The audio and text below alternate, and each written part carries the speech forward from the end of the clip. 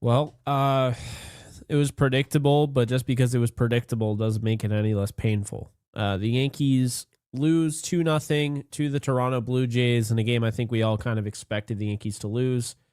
Um, just not what you want, as Joe Girardi would say. I don't even know who Mako is, but he got the win. Rodon gets the loss, and I thought he pitched really well. Rookie. Actually want to give him a lot of chance, a lot of praise here for the way he pitched. As far as the Yankees offense, absolutely pedestrian. Rice had a hit, McMahon had a hit, and Spencer Jones had a hit. The rest left the ballpark hitless with 14 strikeouts, just absolutely unacceptable. Almost every single player in this lineup struck out except for Cody Bellinger, who walked twice. Welcome to the Yankees Unload. I'm Jake Ellenbogen. He is Gary Sheffield Jr. This is Yankees Unloaded, presented by Prize Picks. And it's funny because I've seen these games already this year. I don't know why this one bothered the shit out of me the way it did. It like really irked me because I guess I'm just really like Jazz struck out 4 times and people are going to get on Jazz Chisholm. I'm not mad at Jazz. Jazz has been hitting well lately. You know, he's allowed to have a day, where he doesn't hit well. But like when I look at like Aaron Judge, who's about to drop below 250, and his on base percentage is now below 400, and he doesn't have a slugging percentage over 600, I think to myself, obviously, Aaron Judge has been an incredible baseball player. I believe he's the best hitter in the world. But right now, he's a player who's getting paid a lot of money, and he's not really doing much for this team in the immediate, the short term right now. And it's frustrating. It's frustrating to watch because I feel like everyone's kind of taking his lead, except for Bellinger and guys that just are known to change their approach. As Scar showed us today, I mean, he's nothing much better than Wells, if even. I don't even know if he's better than Wells. I think they're kind of 1A, 1B. But like they're both not good. Yeah. Anthony Volpe, he didn't look great today. He's starting to kind of fall down the hill a little bit.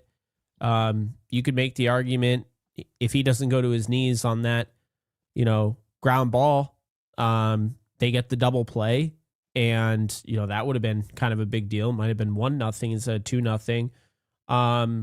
Ryan McMahon, he had one of the 3 hits. Spencer Jones had one of the hits. I like the way Spencer Jones was making contact today. Looked like it was going to be one of those games where he's going to strike out 3 times, looked over a match in his first at-bat, came back and really had some good at-bats, I thought. Paul Goldschmidt didn't even hit today. He struck out twice, right?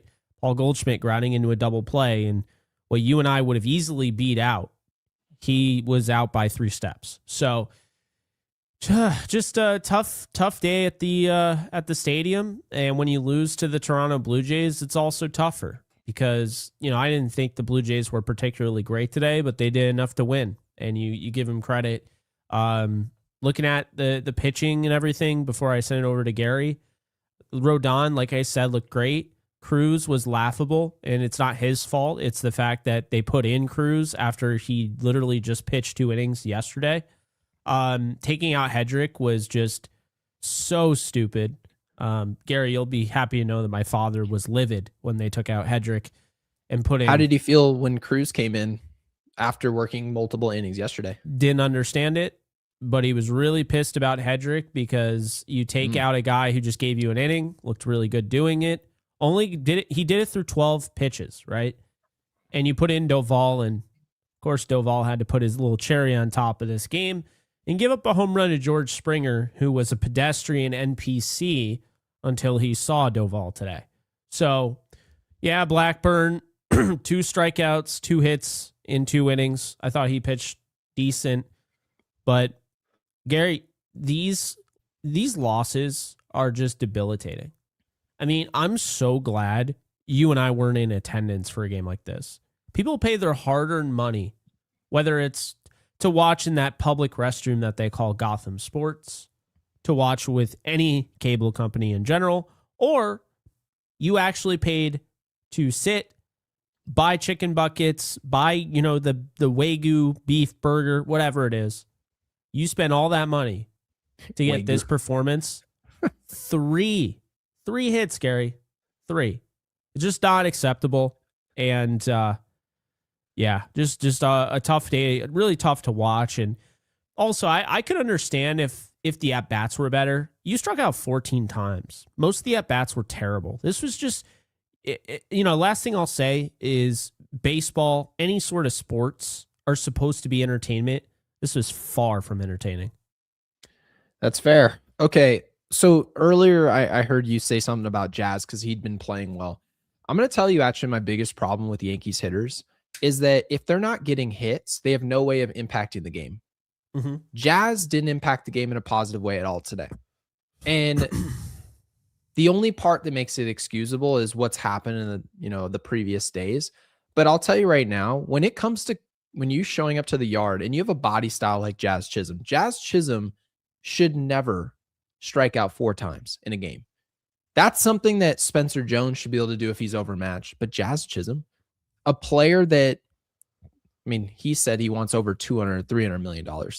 And I totally get it, right? Like, who wouldn't want more money? Who wouldn't want this big contract? But when you take a look at the Yankees lineup, and Cody Bellinger's an anomaly for what we have in our lineup. The rest of the guys are just on their own. The fact that we even have the ability as Aaron Judge to go 0 for 4 with 4 Ks, which we saw just yesterday.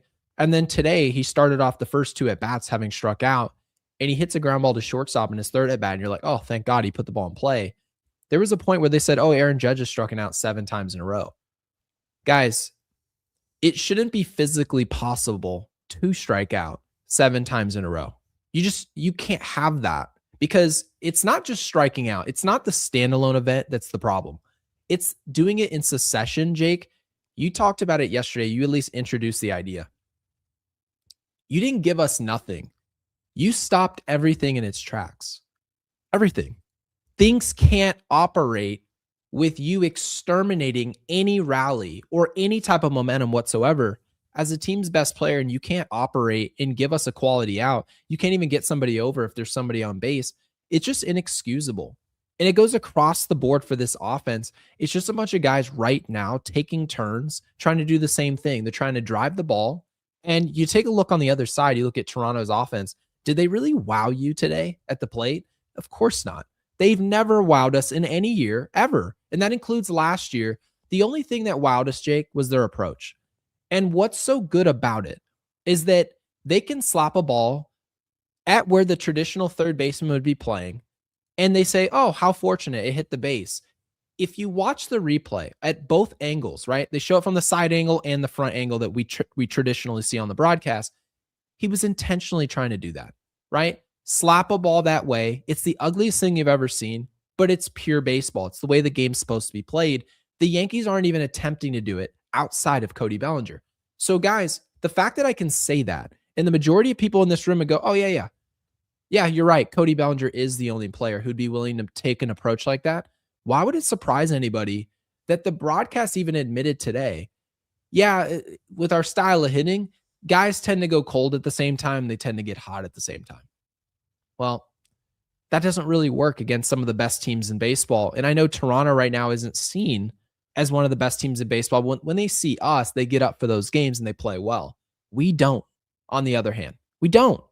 And so my big concern right now is what the Yankees do in at-bats where they don't drive the ball, where they don't hit the ball hard, because that's natural. Every other team in baseball, that includes the Dodgers, it includes San Diego, it includes Philadelphia, who's gotten off to a much better start after the firing of their manager. All of these teams have unsuccessful at-bats, considered outs. But what do those outs look like? Are they actually productive outs? Can you build something off the out?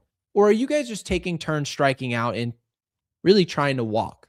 Is that the approach? And right now, that is the approach that people will gloss over because 2 or 3 days from now, maybe Tampa, we get in and out of that Tampa series, however it goes. And 2 weeks down the road, all of a sudden, guys are hitting home runs again, and we think our problem is solved. It's not, Jake.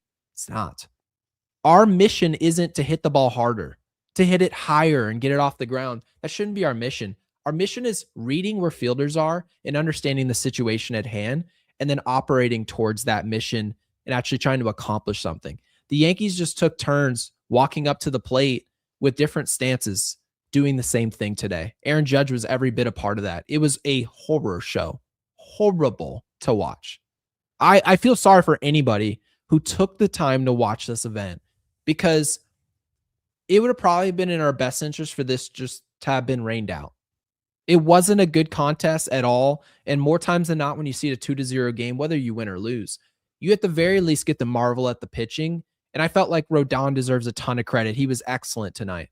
But Johnny Holstaff pitching for the Jays, just missing, we're going to bring a lefty. We're going to bring a righty. We're going to bring a lefty. And the Yankees found themselves with the 3-hitter minimum, Jake, last thing I'll say, with a ton of opportunity where guys actually hit against righties here. And they got a righty. And they did absolutely nothing with the opportunity, not even quality outs, let alone hits. It was a disaster of a day for not just the Yankees offense, but Rausman as well, the entire group. Yeah, I mean, you don't even, remember this. You don't get a day off until Thursday. And you have to go play a 4-game set against Toronto. And I understand, you play a 3-game set against Toronto, 2 of which are going to be day games, okay, at the stadium. Then you go to Kansas City, and then you have your day off before you head to play the A's, who beat you in your series at the stadium. And you're going to wherever the hell they play now, Sacramento. Is it Sacramento in the time being? Yeah. Very professional. We don't even know where they play. But anyway, the point being, right, is that they have to be better. Now, What I will say, I think things are going to turn around in this series. And the reason being is because they're getting Garrett Cole back, and I think that's going to be a boost for morale in the clubhouse. And they're getting back Caballero, which will not only be a boost for morale, will be a boost on the field. I think Caballero is just exactly what they're missing. It's why we kept saying, wow, it just seems like they lose Dominguez and they lose Stanton and they're fine. As soon as they lost Caballero, they started to really kind of feel it. And even when they were winning games, you could tell they were missing his bat. They were missing his speed. And Volpe can try to emulate that, but he's nowhere near as athletic as Caballero. He's just not. So I think they're going to miss that. Well, I think they already missed that. He's coming back tomorrow. It's so funny because I Michael Kay, obviously he's doing his job. But it was so funny to hear him say, yeah, the Yankees have to free up 2 spots tomorrow for Cole and Caballero. Who's that going to be? That's going to be a tough decision. And I'm sitting there like, no, it's not. Yarbrough, you can go beat Rock, as Gary would say. DFA and Schumann. This isn't hard at all, actually. It's really not, because you could be like, well, Schumann plays in the outfield. Schumann's not good defensively at all, at anything. We've already seen it. He tried to turn a double play and threw it to a second baseman who wasn't even covering second base. So, can I read you Jack Curry's tweet? Mm-hmm. Okay. Here's what Jack Curry had to say. And this is absolutely despicable, by the way. It's disgusting. I think it's a joke. So Jack Curry tweeted an hour ago, said Yavanni Cruz flashed impressive stuff in his first 2 appearances in the majors. But with the Yankees activating Garrett Cole tomorrow, it's likely that Yavanni, who has pitched the last 2 days, will be optioned to AAA.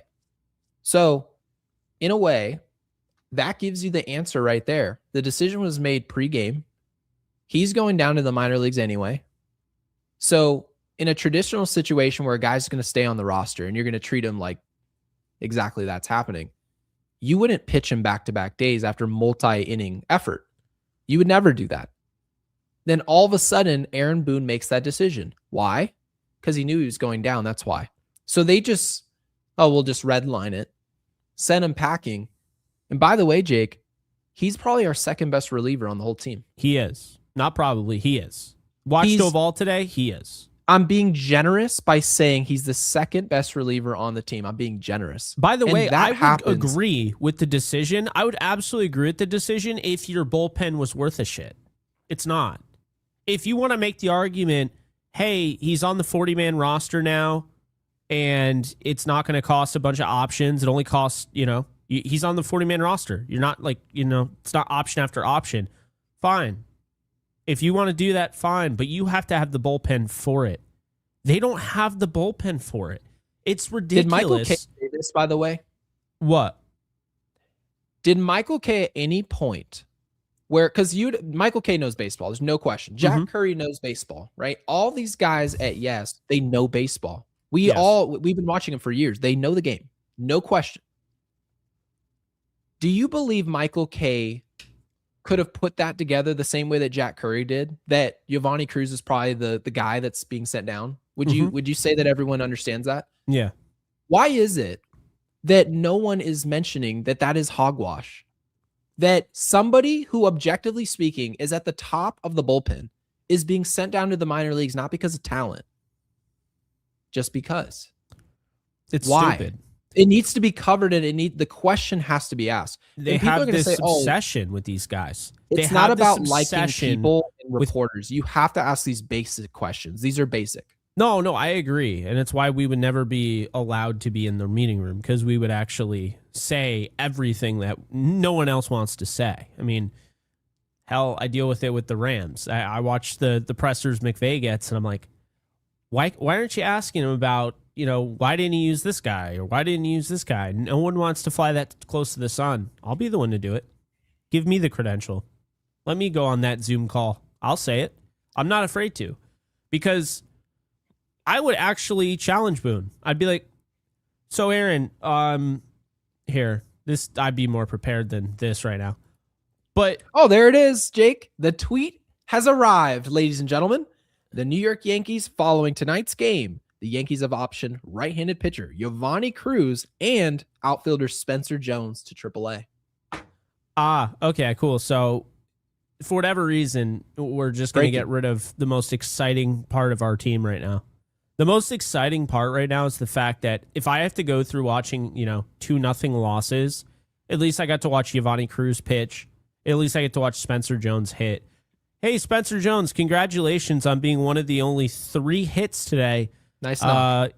You're going down to AAA because, Max Schumann, we're going to pretend isn't wet diarrhea. So, there's that. But, no, you know what I would honestly say, because that actually makes me pissed, but I'm going to try to compose myself, because this is, of course, we're trying to be professional. Yeah, but, Jeff, thank you. Really appreciate the 5, man. Thank you. Yes, thank you, Jeff. Here's my thing, Gary. When you look over, when you look at the pitching, okay, I would challenge Boone. I'd be like, okay, so, hey, Aaron, just question, why did you send down Yavanni Cruz? And I understand maybe you don't have like the fullest, hand in that, and that's probably mainly Cashman. But why did you guys ultimately, or why do you think you guys ultimately decided to do that?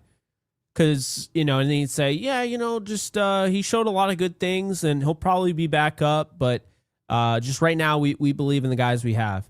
And I'd be like, oh, really? You believe in 4.41 ERA, Jake Bird? You believe in 4.32 ERA, Ryan Yarbrough? You believe in 5.68 ERA, Camilo Doval? Aaron, is it safe to say those guys are struggling?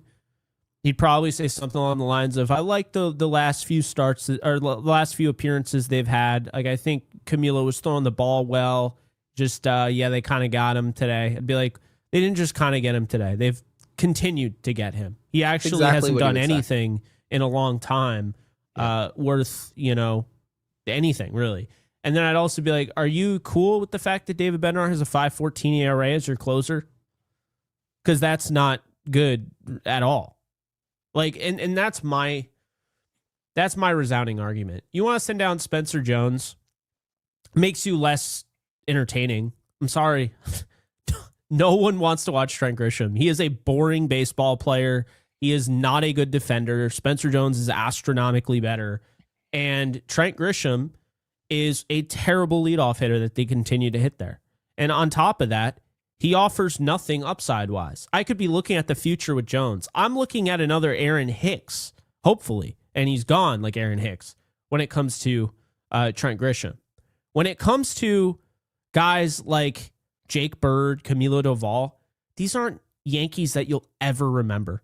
We're going to forget about these guys in 2 to 3 years. Like, they'll come up and be like, oh, yeah, I remember he pitched for the Yankees, and Jake Bird will be on his 4th team in 2 years or whatever. Like, that's what's going to happen. But we're going out of our way to protect these guys. Ryan Yarbrough, who, by the way, the Blue Jays flat out said you're not good enough to make this team. They cut him right before the season last year. He was pitching well last year. He hasn't been good in a while, actually, since the injury. But here's the thing, Gary, right? We're going out of our way to defend those guys who are not going to be a part of this Yankees story. They're not going to be mentioned throughout history. And we're protecting them over, you're telling me Yavanni Cruz, who's 26 and has more upside than anybody in that bullpen? It honestly goes to show you, as much as I like some of the things that they've done, they absolutely deserve flack and a lot of, I think they deserve a lot of negativity about these two moves, because it might not even be that long. But what's the message you're sending? Hey, Spencer, we're going to send you down because we have, we have, does that say Max Schumann? Yeah, I guess we have Max Schumann. So, sorry. Even though you were hitting better than Max Schumann in AAA, like astronomically better, and you weren't perfect this year, but we're going to keep Max Schumann because he's versatile. You know who else is versatile? Jose Caballero. You know who else is versatile? Ahmed Rosario. Both of those guys can play in the outfield. That is honestly embarrassing. It's embarrassing. Dude can't bunt. He can't play defense. I think it's just such a slap in the face, honestly. And I don't know how anybody can be accepting of that, personally. I think, honestly, though, the one thing that the Yankees are going to learn is that Spencer Jones obviously today had one of the 3 hits, right? That's a good thing for him. But stylistically, he makes no sense for this team. None whatsoever. Because if you're going to make a choice that Jazz is okay to have on the roster, right? It's totally fine. Cody Bellinger's the solution, no question. You've got Trent Grisham, you've got Aaron Judge. Those are not contact bats, okay? Neither player is a contact bat. People think, oh no, Aaron Judge is a contact bat. He normally hits over 300. No. Contact means, no, but hitting over 300 doesn't make you a contact player. If your average out that you're making is a strikeout, you're not a contact player. You know who is a contact player? Vladimir Guerrero. Yeah, we talked about it. He's a contact. We talked about it yesterday. Vladimir Guerrero Jr. can hit 280, and he makes significantly more contact than an Aaron Judge hitting 315. How? Because he can hit a sac fly when he has to. He can hit a ground ball to second base when he has to. And it's not going to look sexy in the stat books. It's not. But you guys can watch it in the postseason in smaller sample sizes where people are in different situations where it requires a certain out to be made or a knock. And obviously a hit is better than anything else, which is why Aaron Judge is so great, but he can't get you the out that you need, right? Same thing. You look at the rest of the roster. Ryan McMahon, ton of strikeouts. Anthony Volpe, ton of strikeouts. Jazz Chisholm, ton of strikeouts. Austin Wells, ton of strikeouts. And the game is shifting where everyone's like, oh no, it's fine to strike out. It's fine to strike out. No, it isn't. It's not okay to strike out. It's not good, because the reality is the type of player who strikes out all the time and you have enough of them, you can't find a quality out anywhere. And this has nothing to do with Spencer Jones as a standalone player. It's nothing to do with it. I think he'll be eventually. I don't think he's ready at all right now. However, I think when I'm looking at Spencer Jones, it's not his fault. He was brought into a situation where there's a plethora of the style of player that he already is, which is that if it works out, he'll hit, in my opinion, he's probably a 250 hitter with 40 homers and plays great defense, right? So he's really a much better version of Trent Grisham. That's not his fault. That's a good baseball player. But the reality is right now, as it's currently constructed, the Yankees need more Jose Caballeros. They need more Cody Bellinger style players. They need that. In a position like Ryan McMahon, where he's at, they need a Caballero. They need a contact guy they can trust to get the ball in play, because you look at a game like this today, and you just simply can't ask them to make the ugly approach to get it done. Everything's got to be sexy. Everything about what Jazz Chisholm did in this series Everyone's like, oh, he hit that ball 110. But then you see what the outs look like, Jake, and they're so despicable that is it really a shock that the Yankees are looking at Spencer Jones and like, oh, wait, he can't really solve what it is that we need to be solved. But you know who else can't solve it? Trent Grisham. Neither player. Nobody's hitting. None. No, there's like, not really Jazz anyone has been the hitting, hottest hitter on this team. Like if you actually look over the last like 15 days or whatever it is. Correct. Right? So this is my argument. Spencer Jones isn't going to get better in AAA. So if you think that he's going to get better, Cashman, you're an idiot. You are an absolute buffoon. Who's that? Spencer Jones. Yeah. He's not getting better in AAA. My thing is you have to understand he is not ready for the MLB. That's fair. He's not ready to be an impact player. But I would rather have him, again, fail at the MLB level, learn from this. He needs all the reps he can get. And in the meantime, he's basically just going to be Austin Wells. He's actually better than Austin Wells already. So he's going to be better than Austin Wells. So you're telling me as an everyday catcher. And even if he's not, you're telling me JC Escar is worth a 26-man roster spot, which he's not, by the way. Do we have time, by the way, because you're saying that Spencer Jones isn't ready. I don't even think he's close to ready. That's just my personal take on what I'm watching from Spencer Jones. Like I can watch anyone get a hit in any one game, right? And we've kind of talked about that idea. Mm-hmm. But when I watch not the at-bats, but when I watch the swings and what his approach looks like, to me, it's just not even close. And having said that, let's just say it took Spencer Jones another year and a half of baseball. Let's say it takes 1 year. Let's say he's ready to go if you leave him at the big league level, the way that we did Anthony Volpe. And he's ready next year. Does that work for Brian Cashman?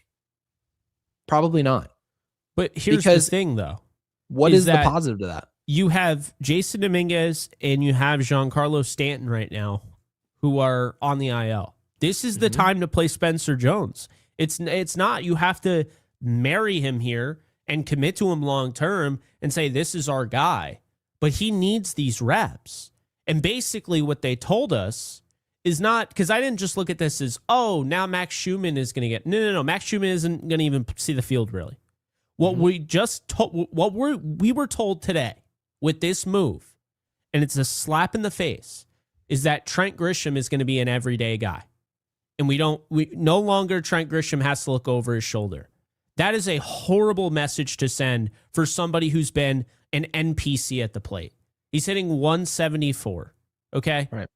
Trent Grisham is not a good baseball player. He's averaged and maybe slightly above average, but I wouldn't call him good. He really struggles in the field. And what's so funny is you can't tell me that Austin Wells' defense is the reason you believe in him and then send down Spencer Jones because of the bat. When Spencer Jones is, I normally say astronomical. I need another word that's bigger than astronomical. He's so much better than Trent Grisham defensively. It's not even up for debate. I think you're going to be disappointed, Jake. I think Spencer Jones won't be here long. I don't think he'll be here long. And obviously we have a super chatter in Jeff, who I will put on screen at some point here in a second. But if you really pay attention to the writing on the wall for the Yankees, the window to win is also important for what the Yankees are doing. Now, when it comes to what happened with Yavanni Cruz, Jake, you and I both, we could sit here for 2 hours, and I don't think we can come up with one, like a singular positive to sending down a 26-year-old rookie who throws 102, 103 miles an hour in place. And yeah, we need Doval still on the roster. You could ship Doval anywhere you want. We don't care. There's no positive to that decision. But when you look at, and mind you, I'm not telling you I defend this move. I'm not even saying it's the move I would make at all. Not at all. But I believe what's happening with the Yankees' choice with Spencer Jones is they think the floor is higher with Trent Grisham. They don't think he could be a great player. They don't think they honestly, even if he was an average player to slightly above average, the way you describe, defense is slightly below average, I think they still believe that Spencer Jones might not be in the mix or in the fold to be a long-term player for the Yankees in their minds. So they probably looked at him as just a Band-Aid until the other guys are healthy, and we'll just trade him, because nothing they've said has said that he's staying with this team? Nothing. Everything we heard about George Lombard Jr., Anthony Volpe, right? Jason Dominguez, they've always said from day one, oh yeah, these are our guys. Cam Schlittler, this is our guy. Ben Rice, these are our guys. We didn't hear that about Spencer Jones. We didn't. I just love how Spencer Jones isn't allowed to struggle without them just like knee-jerk reaction getting rid of him. Even after I don't think they're having a knee-jerk reaction. I don't think this is a reaction. I think the Yankees never thought Spencer Jones was staying here. Yeah, because obviously this is just speculation, but I think that's the case. They literally have the most Stone Age level thinking. They have surface level thinking. It's embarrassing, honestly. You have your hitting coach. All he wants to do is hit home runs. All he wants to do is focus on launch angle. It's why you crushed Austin Wells' development. And yes, I'm saying it. Austin Wells deserves blame. We went over it yesterday. That's what's happening. Is that their hitting coach isn't good. It's why, by the way, other guys go to other coaches in the offseason. Like, I don't even know of that, by the way. That's not a thing in most sports, by the way. It's not. They don't just like, hey, teach me whatever he's doing. Teach me something completely different. The only other place I've heard of it was like what Tom Brady's trainer. Yeah, in New Tom England? House, the quarterback coach.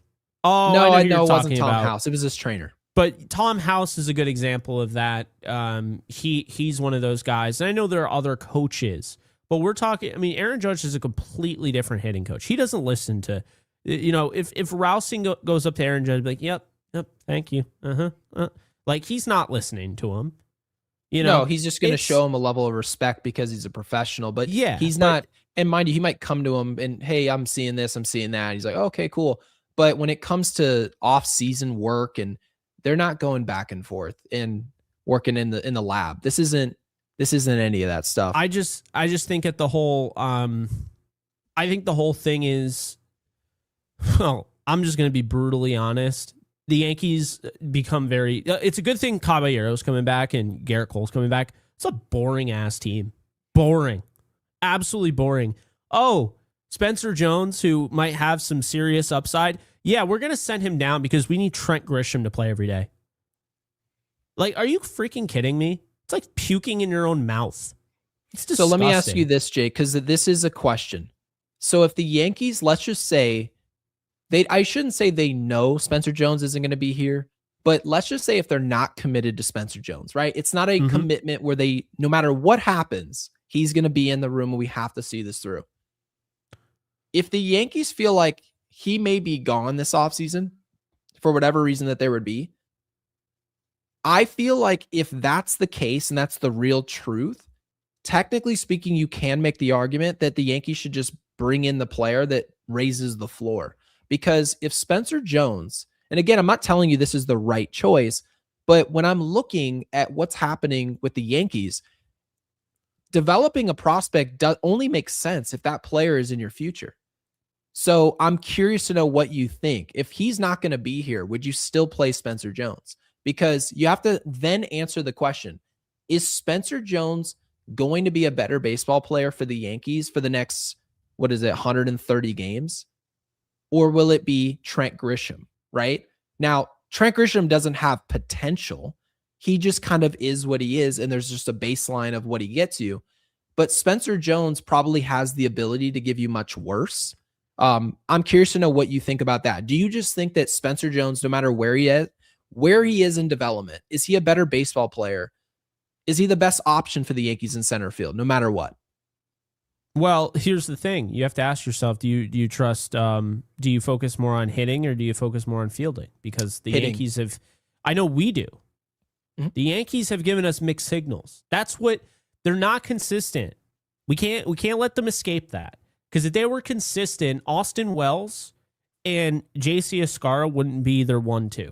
That's embarrassing. Right. It's embarrassing. That's right. They don't have major league hitters at catcher. They have a guy hitting 165 and the other guy's hitting 157. They have a guy who has a 539 OPS and a guy that has a 469 OPS. Here's the difference in why I defend Spencer Jones, who's hitting 167 and has a 426 OPS. Because Spencer Jones has 24 at-bats. I need this guy to get as much experience as possible during the time Jason Dominguez and Giancarlo Stanton are out. And You're not losing games because of Spencer Jones. You're losing games because you put Trent Grisham in the one hole, okay? And you've done that over and over and over again. You finally stopped, and now I wouldn't say Ben Rice is a great leadoff hitter either. So, that said, my biggest thing, and I've stayed very firm on this, I've stayed consistent on this, I think it sends the wrong message. We were talking about this. We had a whole episode about it, how competition gets the most out of players. When did Caballero start hitting after struggling? Was when all of a sudden Anthony Volpe started coming up in conversations. Anthony Volpe is starting his rehab assignment. Now all of a sudden Caballero's hitting 400. It's human nature, Gary. Amed Rosario, he barely plays. I bet you he feels like his role isn't going to change either way. He's not going up there with an extra added bit of confidence. But Ryan McMahon, when Amed Rosario was on his track, don't you remember? Ryan McMahon had that nice run, probably the only run he'll ever have for his career, like 15 games in a row, whatever it was.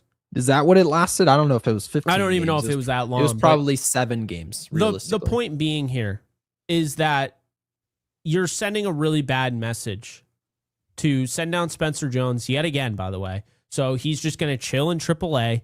He's going to play in a bunch of meaningless games. He's going to be essentially, nothing's going to happen with his development. Maybe they're trying to help his confidence out, but we knew it was going to be a bit of a struggle here. What I don't like is that this message sent is now, Trent Grisham, you're safe. You don't have to worry about a damn thing. We got your back, buddy. You can play every day. We don't care if you're hitting 174, 104. We don't care if you're hitting 119 as the leadoff hitter. We're going to continue to do it. We don't care that you're a below average glove in the outfield, but we're going to do it. They don't care. That is the bad message that they're sending. Because I don't care that Spencer Jones is struggling at the plate. I think, honestly, what I've seen at the plate is better than what you would expect with the numbers. But with Spencer Jones, again, it's 24 at-bats. You got to let this guy play. When it comes to Trent Grisham, he hasn't done enough to just not have any competition. That is my biggest issue here. I think it sets a bad precedent where it's like, now, yeah, we're gonna go with Trent Grisham all the way, and we're gonna keep Max Schumann because there's no way Max Schumann is gonna play over Trent Grisham. It sends the message, hey Trent, we got you, buddy. You're gonna play every day. You're good. How do you think Trent's gonna respond to that? We'll see, but we've already seen what happens when there's no pressure on him. Yeah, I just feel like Spencer Jones is being sent down because they never thought he was a big leaguer. Because when they called him up in the first place, the only reason he's here is due to injury. That's why he's here. And not to say that may be the right decision, but the reality is that's why he's in the building. I just think sometimes they really suck at this. They can be really good, and we saw them when they gave Cam Schlittler an opportunity. They lucked into Ben Rice because they had every first baseman. Their mother got hurt that year. But I think sometimes they're terrible at this. And I think this is a good example here where you've seen some really good at-bats from Spencer Jones. You saw, I thought, more vision than what we saw with Anthony Volpe at the plate, in my honest opinion. Anthony Volpe swinging at everything under the sun against righties. And, you had Spencer Jones hitting right after him, and you saw it. You're like, oh, my God, Jones didn't even swing at that. That was a close play, So I was seeing a lot of that. And here's what I know. Jones ended up with 4 or 5 hits? Well, after he had 2 hits, they benched him the next day. Mm-hmm. 2-hit game, they benched him. Now he gets a hit in a game where only 3 hits were made, and he gets sent down to AAA. I just think they're not very good at this sometimes, and I think sometimes they're very good at it. I think they're very inconsistent. And by the way, I think they totally messed with Jason Dominguez's confidence, because I think that they didn't have any plan for him. They had no idea what they were doing. They're like, yeah, he's a top prospect, but we like Verdugo. Okay, the first half of the year, Verdugo, you absolutely have the argument. But in the second half, when it became obvious Verdugo's glove wasn't worth what we were getting at the plate, now we know what's going on. To me, that's the thing, Gary. This is a combination of I'm going to give you credit where credit's due. You gave Cam Schlittler a chance, and you lucked into Ben Rice because all the first basemen were injured, and you called up the next guy in AAA. But I'll give you the credit because Ben Rice is one of the best hitters on this team, if not currently the best hitter on this team. But what I will say is that when it comes to those guys like a Jason Dominguez or Spencer Jones or now Yavanni Cruz, yeah, I could honestly I could take it. I could leave it when it comes to the way the Yankees handle these guys. And I don't think it's a surprise that some of these guys, they end up failing. I mean, I said it right away. Peraza hits, 300 his first year. He hits well in the postseason, looks really good. Oh, your reward is we're sending you to AAA. So they just dicked around with Peraza. His confidence was shot. Then they called him up, and he's in this timeshare at third base, and I think his confidence was already gone. Now, magically, he goes to the Angels, and he has an over 800 OPS, and he's leading off for them and hitting in the 3-hole for them, and they trust him to be one of their top hitters in a lineup that has Adele and, of course, Trout in it. And I'm supposed to sit here and be like, yeah, the Yankees always get this right. I think they get it wrong more than right, but when they get it right, it seems like they really get it right. I really have an issue with this, and I'm just going to say my piece. I understand not everybody's going to agree with me on Spencer Jones. I'm not saying that, Spencer Jones is exactly ready to be a key contributor, but what I'm saying is kind of like, in the position of when you have that young quarterback and they finally come up because you have the injury to your starting quarterback and the backup's there and you drafted him pretty high and you've been waiting for him to develop. What's the smart thing to do? Go out and get Joe Flacco in a season where obviously you're a great team, but at the same time, he doesn't know the playbook and all that, whatever. You're just going to bring him in just to make sure that the young guy doesn't get a chance. To me, I think this is an opportunity to go with the young guy. And I think they're absolutely pissing it down the drain. And, soon Jason Dominguez and, Giancarlo Stanton will get called up and, we'll just, we'll talk about it like, oh yeah, it's no big deal, whatever. But, I think this is a huge opportunity that's being missed. And I don't think Trent Grisham is good enough to dictate this protection because it's absolutely insane when you look at, how this guy is hitting 174 and, he's struck out 35 times, for this team. He's not playing great. It'd be different, Gary, if he was like last year. I would have a hard time making the argument, oh yeah, he should definitely play over Trent. But this year, man, Trent, he leaves a lot to be I don't really desired. lose any sleep over. I'm not losing sleep over Spencer Jones. That's just my personal opinion on him. I was never really in love with this whole idea of Spencer Jones in New York. And that's off of a good performance today. When hits weren't coming by very often, nobody was doing anything in front or behind him. And he was still the lone bright spot there. Now, having said that, I don't like the style of hitter he is. And he can go do that with another organization or with the Yankees if you surrounded him by a bunch of contact guys, Caballero, Bellinger, and you bring in probably 2 or 3 other guys. You maybe get Jazz out of the mix. You bring in another contact guy to complement what Spencer Jones does. But right now, when you're talking about the age of this team, this is a veteran team trying to win a World Series.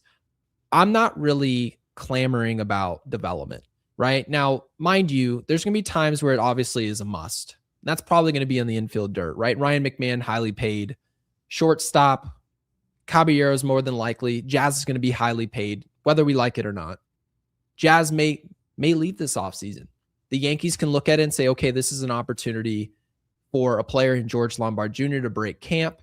You need to give him some development there. But here's what I noticed while I was listening to you and your whole take about Jones and the fact that you need to have some development there. You also talked about Ben Rice and the fact that due to injury of Anthony Rizzo, he comes out there and in an emergency, they almost lucked into, and I don't want to call it luck because they still had to make the choice that it was him and not somebody else or not trading for a guy. They put Rice in there. It really dawned on me. Here's the conundrum that Yankees fans and their organization deals with. They tell you, we really like this prospect. That prospect could be a center fielder. And this Spencer Jones is obviously the guy we're talking about. They will sign a player for $22 million in Trent Grisham. Trent Grisham is a good, not great player. Everybody agrees. At best. Now you've essentially established with the veteran who makes money.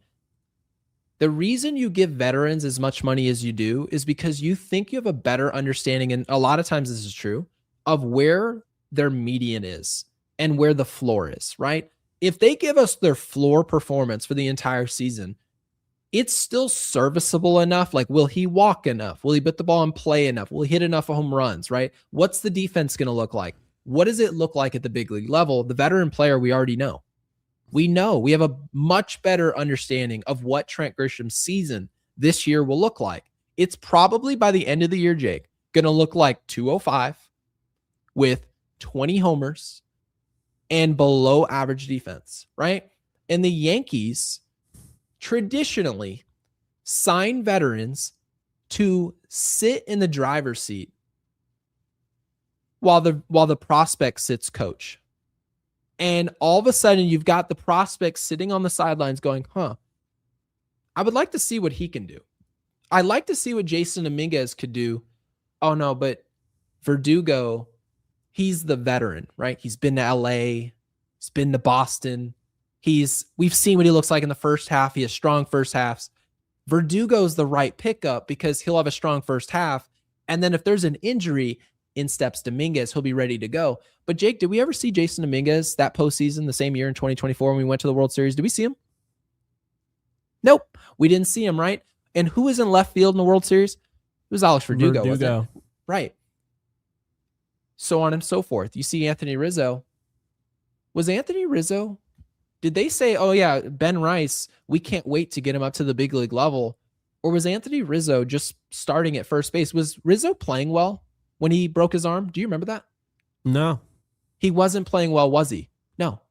He was playing horribly. Just like Trent Grisham is now, and obviously he's banged up, and we expect him back here shortly. Anthony Rizzo was going to start. You know why? It's not because they thought he was a better baseball player than anything else they had. He thought they thought they had a higher floor. That's why. And so really what I'm telling you guys is that the Yankees sign these veteran players and tell you these prospects are important to them, but really they're afraid to put those prospects in the driver's seat because the floor takes them below the bottom line if it doesn't work. That's why.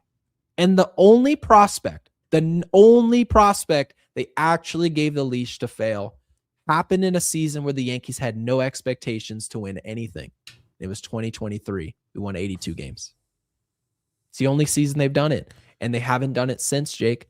I believe Brian Cashman has a system in place where he's going to call up prospects in physical emergencies, not planned. They're not planned. Jason Dominguez was never a plan to come up here. Due to injury, you come up here. It's exactly what happened. We talked about it. Cam Schlittler, exact same situation. There wasn't some huge parade. Oh, he's going to come up in July. He's going to come up in August. No. They told us due to injury and what's happening with Clark, you're going to step in now. You're going to take those starts. And he was so great when he got here, they couldn't deny him. How difficult is that, Spencer Jones or not, to make a mark with an organization like the New York Yankees, all the pressure that you deal with, but not just that pressure of the organization, also the nature of how you make it with this team. Ben Rice was here due to physical emergency and ended up hitting 170. He could have been out of this organization that offseason. They could have shipped him packing, and he knew that. It's difficult, Jake. Very difficult situation for a lot of young players. Again, for me personally, I don't worry about Spencer Jones because I don't love the fit. I need more contact. That's just about stylistically. It doesn't work for me. But that probably has a lot more to do with why I'm higher on Jason Dominguez, because he's a contact first guy, more of a Jays type at bat, switch hitter. Don't really have to worry about the lefty on lefty. Do I give him a day off? The Yankees right now are in the midst of doing that. And it's not going to work. We can't have any more baseball players where we've got to sit them down because of lefties pitching. I think those days have to be over. And mind you, final thing I'll say on Spencer Jones, nothing says he can't hit lefties, right? He was hitting lefties in the minor leagues. He's not a platoon bat to any stretch of your imagination, but the Yankees are using him that way because of their roster construction. So that's going to matter. But Guy, thank you for the two. Didn't it make sense to give Judge the day off? I don't really feel like it is at this point. He's our best player. Not against the Jays. That's can't do that. That's considered a premium game. Any of the division Correct. games, no. Against maybe the Pirates, sure. Right. I think And it's also just up not for against him the to Rays just next start series doing either. his job personally, which kind of coincides with my whole thing. So it's like I understand. Okay, Jones hasn't looked amazing, but it's like you set the bar so low and you just allow this slop of a lineup to just continue to do this.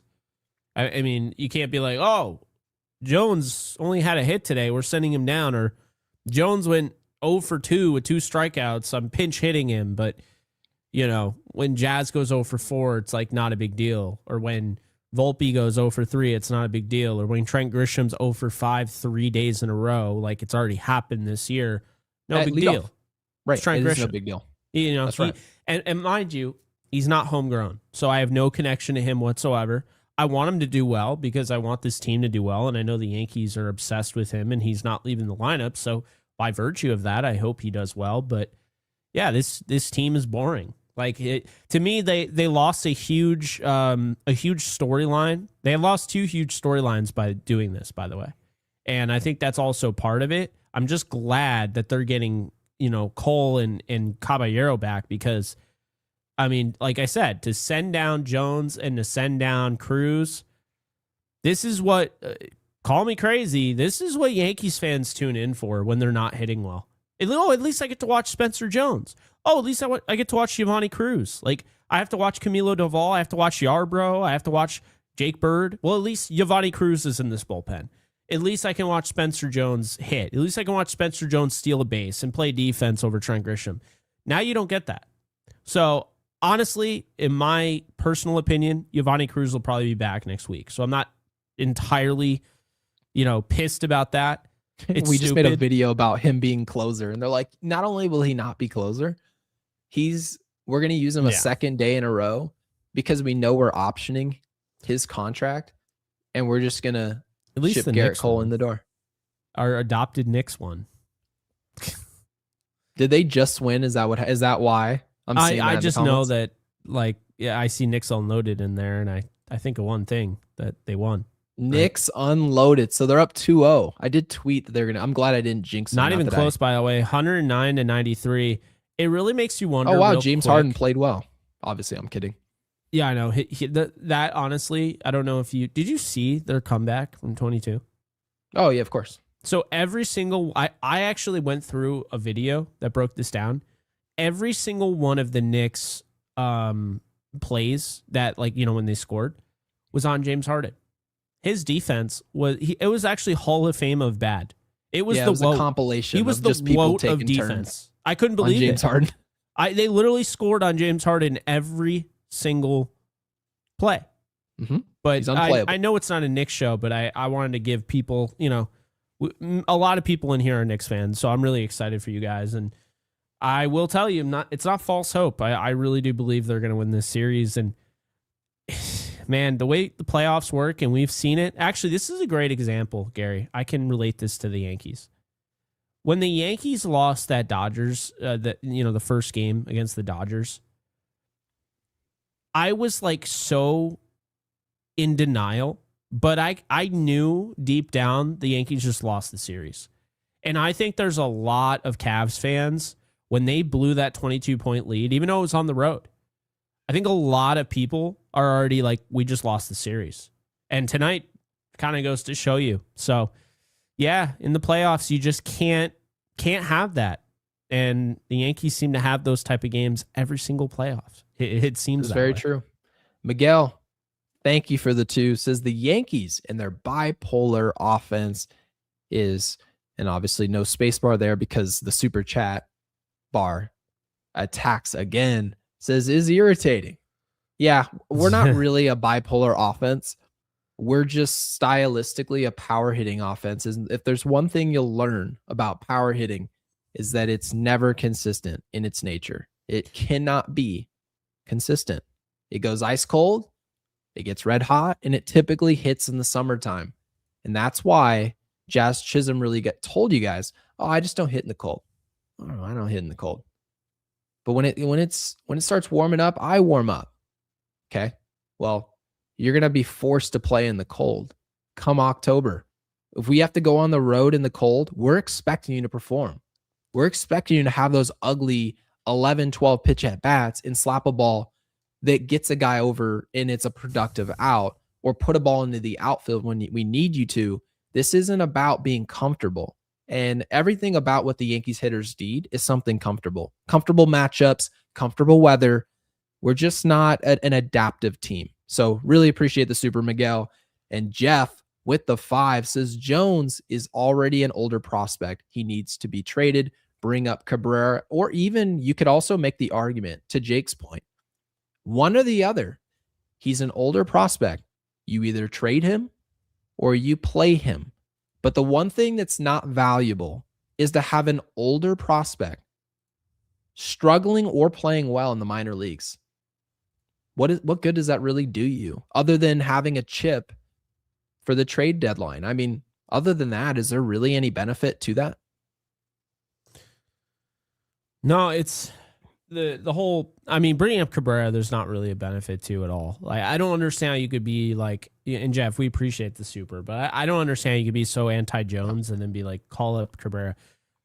I'm just going to say the unfortunate thing. Cabrera, as you knew him, was not that great of a player. Then he suffered a brutal injury. And I don't know if he'll ever be the same.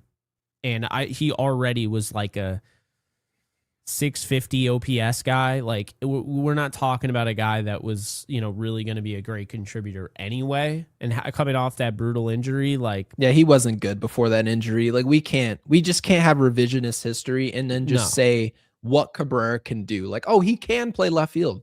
He can play third base. It's like, just because you can play it doesn't mean you're the right guy for the job. By the way, I don't want us to revise that. To your point on the power hitting. What's that? The Yankees are leading in home runs. They led in home runs in 2017, 2018, 2022, 2024, 2025, and now they're leading in 2026. Has that resulted in anything other than just playoff exits? Yeah, it did. We beat Cleveland and Kansas City, 2 wildly inferior teams in 2024. Okay. Did they win a World Series? No, they didn't. Okay. Interesting. Yeah. So, look, it's like I said, home runs are nice and all, but like, they're not the end all be all. I've said it a million times. They have 73 right now. The Braves have 69. The White Sox have 68, tied with, or no, not tied. Dodgers have 66 and the Reds have 63. But it's like, Jake, it just hit me for a second. Did you notice the second the Knicks won, our viewership almost doubled? That's hilarious. Did you not? Did that dawn on you? It didn't, but that's what happened. We were at 220 people, and I was like, "Oh, slow night. Not very many people in the chat." Next thing I know, I look up, and it was at 350. I'm like, "Oh, okay." So the Knicks won. The Knicks fans are funny because they'll be like, hell yeah, we just won the game 2, and now here they are. I hate the Yankees. I know. Duality of the choice to live in New York, right? We're just messing. Obviously, like I said, I hope the Knicks win it all. I really do. I think it'd be better for the sport if the Knicks won it all. That's what I would say. The Knicks winning or Wemby winning is great for the NBA. Both are great. I agree. Well, objectively speaking. Yes, I agree. And if they play in the finals, yeah, the NBA got their wish. The Garden? Oh my God. Oh my, yeah, dude. I'm telling you guys, if you haven't watched Wemby play, he's doing stuff. Everyone they hate saying, "Oh, this is the best I've ever seen." He's an alien saying that, especially in the NBA.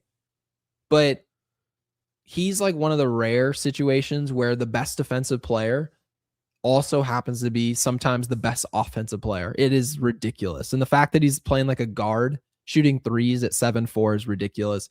But Yankee fangirl for life. I want to also shout you out. My mom loves it. I'm taking your verbiage now. Oh, Jake. Look at that. Mm-hmm. So you can blame him, Mom. For the super thanks for $2. We really appreciate that because I'm assuming that came on another video, but we didn't get that notification on here. I don't believe. I didn't see it, but I want to make sure, obviously. Well, yeah, I got it on my it. It was on my phone. My phone literally buzzed. I mean, I got it right here, and I noticed that. But Yankee fangirl Your for phone life. buzzed. My phone buzzed. You're trying to be Kyle Malay now? Mm-hmm. That's right. Buzz But Lightyear Kyle doesn't have Jr.. these. Yeah, Kyle doesn't have these nice microphones, so we hear the buzz. Buzz Lightyear unloaded. Yeah, exactly. And Yankee fangirl for life, who's been a member for 11 months, says, "Did you hear them say on Yes?" And I did hear this, that they practice fielding bunts today on the field. They also need to practice handling ground balls and pickoffs. Okay. Essentially speaking, guys, if you just like read the situation, the Yankees are essentially saying when we play the Jays, we have to practice the fundamentals. Remember when we played, didn't we consider the Jays contenders last year, right? And we considered them somewhat contenders this year as well, right? I'm going to defend the Yankees here, though, because I think that they practice fielding bunts many times in the past, and I think Yes Network just brought it up. But they also said we practiced it because they said that. Yes Network. Yes. They practiced it because of who they were going up against. Correct. Which means when you play the Dodgers and you play San Diego and you play Toronto, they're going to put the ball in play. They're going to do all the little things. They're going to bunt the ball. We need to practice communication. We need to practice all those things. They're just telling you, when we play everybody else, hit BP, go get a Gatorade, get some sunflower seeds, maybe put a dip in my lip, and go home. That's what they do. They practice. But guys, I'm telling you, the fundamentals they're not at the forefront of this team. I know they'll tell you they care about them, but does it really show on the field? Guys, Ryan McMahon is out here diving in front of ground balls directly at Anthony Volpe, easy outs. Just stupid baseball. He keeps doing that. I've noticed that. That actually drives me insane. And understand this, he's got a much stronger arm than Volpe, and I still don't want him doing that. It was a bad hop, and he's sitting there trying to make an in-between hop where he's still going to have to spin and throw the ball to first base, which is, objectively speaking, is a much more difficult play than the one Volpe had, which is a one-hopper candy hop to his chest.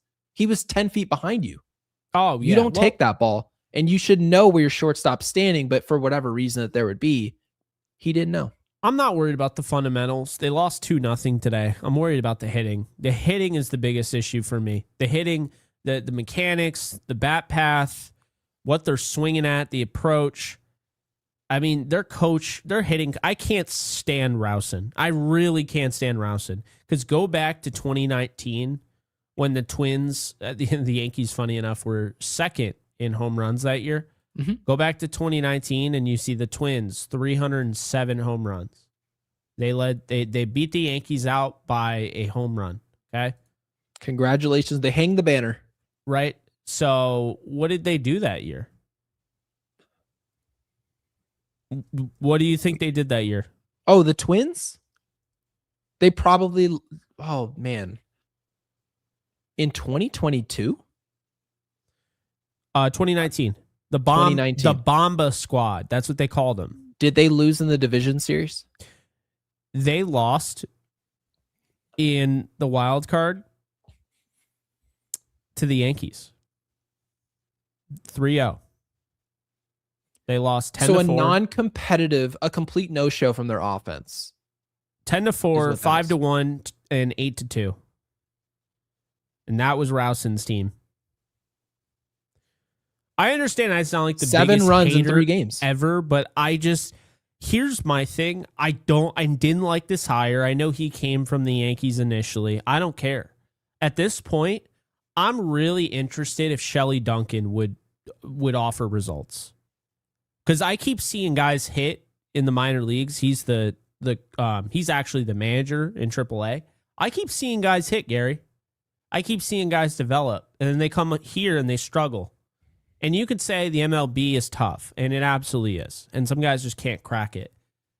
But Gary, it goes beyond that, because we're talking about guys that looked like they had solidified themselves as at least MLB professional hitters that look like minor leaguers now. I really Austin think Wells Rousen is a minor to leaguer blame offensively at this point. Yeah, I really think that has to fall on Rousen. And what I can't stand is now But aren't you going to give him credit for Ben Rice? Sure, I'll give him credit for Ben Rice, but I'll also give him blame for Ascara, for Wells, right? For Volpe, right? Like that, you know what I'm saying? Like Peraza, by the way, he deserves blame for Peraza. I hate to break it to you. This guy doesn't just go to the Angels and, oh, they're this great organization. They're a joke. They're a joke. And yet, magically, he's way better with the Angels. It is odd. You can't just say nothing happened. You have to at least do the research and try to figure out why it happened. You can't just tell me, oh, he couldn't crack it in New York, because he could crack it for his first year, and then suddenly in year 2 he just can't. Yeah, see, now New York is just too much of a stage. But the film first year unloaded last night completely changed my opinion. Like I am like now vehemently upset, like when it comes to, you know, like the whole thing with Rousen. I think he has a ton to do with this. And obviously, I don't want to absolve the blame that goes with the analytic nerds in their department and Brian Cashman, because they clearly want this. This obviously was the case before him. But Gary, I don't like this. I don't know if this is going to get better. And it's like, I don't understand, because guess what, by the way? Remember they went through hitting coaches? What's his face? That one dude, Lawson. They had Lawson. Then they got, what's his name? Sean Casey, right? Sean Casey was here for 12 minutes. They gave Sean Casey no chance to even do anything. Nope. He was podcasting and they're like, hey, man, we want to be the hitting coach. We're like, absolutely. What a chance of a lifetime. They're like, go sit back down. They gave him no opportunity whatsoever. What year was that, by the way? That was like 2023. So, the year Judge got hurt. Actually, guys, what year was that? Do you remember what exact year that was? I don't remember. I got to look it up. Because this is the thing. Rousen was recently hired. And I feel like, so Sean Casey. I was going to guess 2022, actually. That's going to be my guess. No, I would guess 2023, because that was the year where things went to hell in a handbasket with Judge. So Dylan Lawson was fired in 2023. Okay. July 10th is when Casey took over. Okay. So he barely even got to have Aaron Judge by the way, dude got there at the break. He gets there, and DJ LeMahieu turned his season around. If you remember, he hit really well at the end of the year. But the point being is that team wasn't good. They weren't good, you know? And so that's the thing I kind of laugh at, is like, so they were quick to fire him and bring in their boy. Wait a minute, Jake. Who was on the 2023 roster? The 2023 Yankees? Yes. Wasn't that the team with all the... That was Donaldson's last year, remember? Yeah, but wasn't that also, Calhoun on the team? Oh, that's what I'm saying, dude. They were like, who did they think Sean Casey was? A magician? Guys, you have to have talent on the roster in order to get them to hit. Hitting is not just instruction. It's a Gleyber combination Torres, of talent by the way, and instruction. Led the team in batting average with 273. 800 OPS. Jason Dominguez had 31 at bats. By the way, I think Sean Casey did more for Jason Dominguez in 31 at bats than James Rousen's done the rest of his career. He had 4 home runs and 31 at bats. Anthony Rizzo hit 244 with a 706 OPS. DJ LeMahieu was like underwater, and then he finished the season strong. Still ended up only with a 243 batting average and a 718 OPS. Horrible. Isaiah Connor-Falefa hit 242. Harrison Bader hit 240. Willie Calhoun hit 239. Higashioka hit 236. Florial hit 230. Austin Wells hit 229. Billy McKinney was on this team. He hit 227. He sucked. Greg Allen hit 217. He sucked. Oswaldo Cabrera hit 211. Jose Trevino hit 210. Anthony Volpe hit 209. He's horrible. Volpe. Jake Bowers hit 202. Terrible. Giancarlo Stanton hit 191. Peraza hit 191. Aaron Hicks hit 188. Franchi Cordero hit 188. Not a good baseball Everson Pereira hit 151. Not a good baseball player. I think he's playing well over there with the White Sox. Donaldson hit 142, and Ben Rortvedt, actually, I didn't even know he did anything for the Yankees, hit 118. Yeah, so guys, I don't really know what you expect. When you Sean bring in Casey an got the offensive raw coordinator in the NFL, and you're like, hey man, so in college, you're a great college coach. You run an air raid offense, so we want you to bring that system here to the NFL. Do you think you'd have some scrambling quarterback in the, running his offense? No. You have to have talent.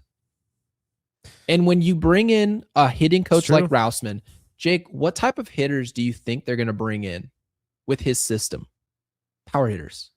Rousen? Inconsistent power hitters. Yeah, they're going to bring home run or strikeout, which is exactly what... It's weird because this is the inconsistency I was talking about. You're telling me you care about offense, right? That's what you're telling me. You care about offense. Oh, yeah. Brendan brings up a good point, by the way. That was Severino's last year. Holy mackerel. It was bad. Such a bad season. And by the way, I'm wrong. You bring up defense, right? They talk about how they care about defense. Oh, we're going to make adjustments defense. That's why Austin Wells is there, right? But then the whole Spencer Jones thing. Well, it's like you care about offense. And it looked like they're going more in like a contact avenue. It looked like that, yeah. And they're so focused on giving Grisham opportunities. They're so focused on giving Wells and JC Escara opportunities, right? It doesn't make any sense. It really doesn't. So, and then going out and getting Ryan McMahon. Gary, do you know when they got Ryan McMahon? It was after they got Bellinger and after they got, they got Caballero that same deadline. But what are we doing? How are you going to go out and get Ryan McMahon when you care about contact? Ryan McMahon offers hardly any contact. And look, he had some good hits today, or good contact today. He had a hit, just missed a home run. But that's what I mean, though. Well, the reason why, Jake, is because they couldn't accomplish both things that they really wanted at the same time. At that point, we were getting bad defense from Peraza. If Peraza's defense was good, he would have stayed at third base. And they would just pray that it worked offensively, and it probably wouldn't have. But they went out there and said, we have to have a glove at third. Have to. And they traded for Ryan McMahon, and it cost them hardly anything in their eyes because of how much they were getting paid, right? In Ryan McMahon. He's making $13 million a year. So they said, okay, great. That might make Yankees fans cringe, but it makes us excited because it means we have to give him less in the trade. So the Yankees traded for him thinking, all right, defense is solved. And they didn't think about the offense. They thought, oh, the offense is on the back burner. And to be fair, at the time, Jake, you wanted, who was it? Hayes? I don't know if you saw this, by the way. Hayes is the worst player in Major League Baseball right now. Did you know that? He's hitting. You have to look at his stats. You have to. You won't believe how bad of a baseball player I don't even understand how he's this bad. You have to look at how bad he is. And the home broadcast, by the way, they're just ripping him to shreds on air. Oh, my God. Yeah. And PBR, thank you for the 2. We really appreciate all the support. Guys, thank you for all the super chats. You guys have been awesome. Didn't realize, I knew the Knicks were playing, but probably should have waited to the I don't know how Hayes is that bad. By the way, one thing I'll say. What's he hitting? He's hitting 142. He's awful. Terrible. Oh, okay. So like 25 points below Grisham. Now, let's also remind everybody, just because you and I want them to get a player at a certain time does not mean that we're obsessed with that player. So I feel like I have to kind of explain that because... Defend yourself. Well, no, that's happened a few times, right? There's a player that we liked. A good example of this, Tanner Scott. You and I wanted him that player so bad. Mm-hmm. We weren't obsessed with him. No. When they didn't get him at the deadline, you know what happened? I don't even think you and I wanted him in the free agency. I don't think we mentioned him once. Maybe we mentioned him a couple times. No, matter of fact, we didn't even complain once we didn't get him in the trade. We never talked about him again. Yeah, that's the thing. So, like, Ke'Bryan Hayes, obviously the story, Charlie Hayes catching the pop fly, win the World Series, all that, great. But I just saw, like, they wanted a defensive guy who could hit with runners in scoring position. I was like, Ke'Bryan Hayes can do that. Ke'Bryan Hayes is hitting. He has a 420 OPS, so he can't actually do that right now. But 420 ops is like, you could probably just stand 420 at the dish blazing. and be muscular, and you'd have a 420 ops. Like you literally could just lift weights. Yeah, 420 blaze it. Did PBR, by the way, says actual cheeks. We are effing cooked, son. Did you see that? He put Like the a Gen sun. Zer. That was so funny. Cooked, son. Did you just see that comment? What comment? Jake Bowers is hitting 291 with an 860 OPS. I swear we live in a simulation. Anytime someone tells me that the White Sox are good, I feel like they're telling me. You remember how they'll every once in a while they'll send like a North Korean sports team across the border, and they're like, yeah, they're gonna be playing over here. Have you ever seen that? No, I've never seen I just that. don't even believe that the White Sox. Yeah, I don't know if you knew this, but the North Korean soccer team, they sent out a soccer team to play. I don't know if you have to look this up. It's one of the funniest stories ever. Oh my God. And they've clearly never seen a soccer ball their whole lives. Never. And yeah, anywho, the White Sox are just such a bad organization. What was that football team? It was a college that wasn't real? A fake college football team? Or a high school football team it was, remember? No, I don't remember. Oh my God. I got to look it up. I know somebody's going to say it because people are just really smart. It'll probably be Alex. There'll be a room of 342 people in here. Not one person knows the team you're talking about. Bishop Sycamore. Do you remember that? No, I don't remember that. No. You don't know the Bishop Sycamore story? No, I don't. It was a fake high school. And Brendan says, can we ship the Yankees to North Korea and get their team instead? Yeah. Gary. It was a fake high school. Okay. Well, what was the intention behind it? Why? It was an online charter school in Ohio.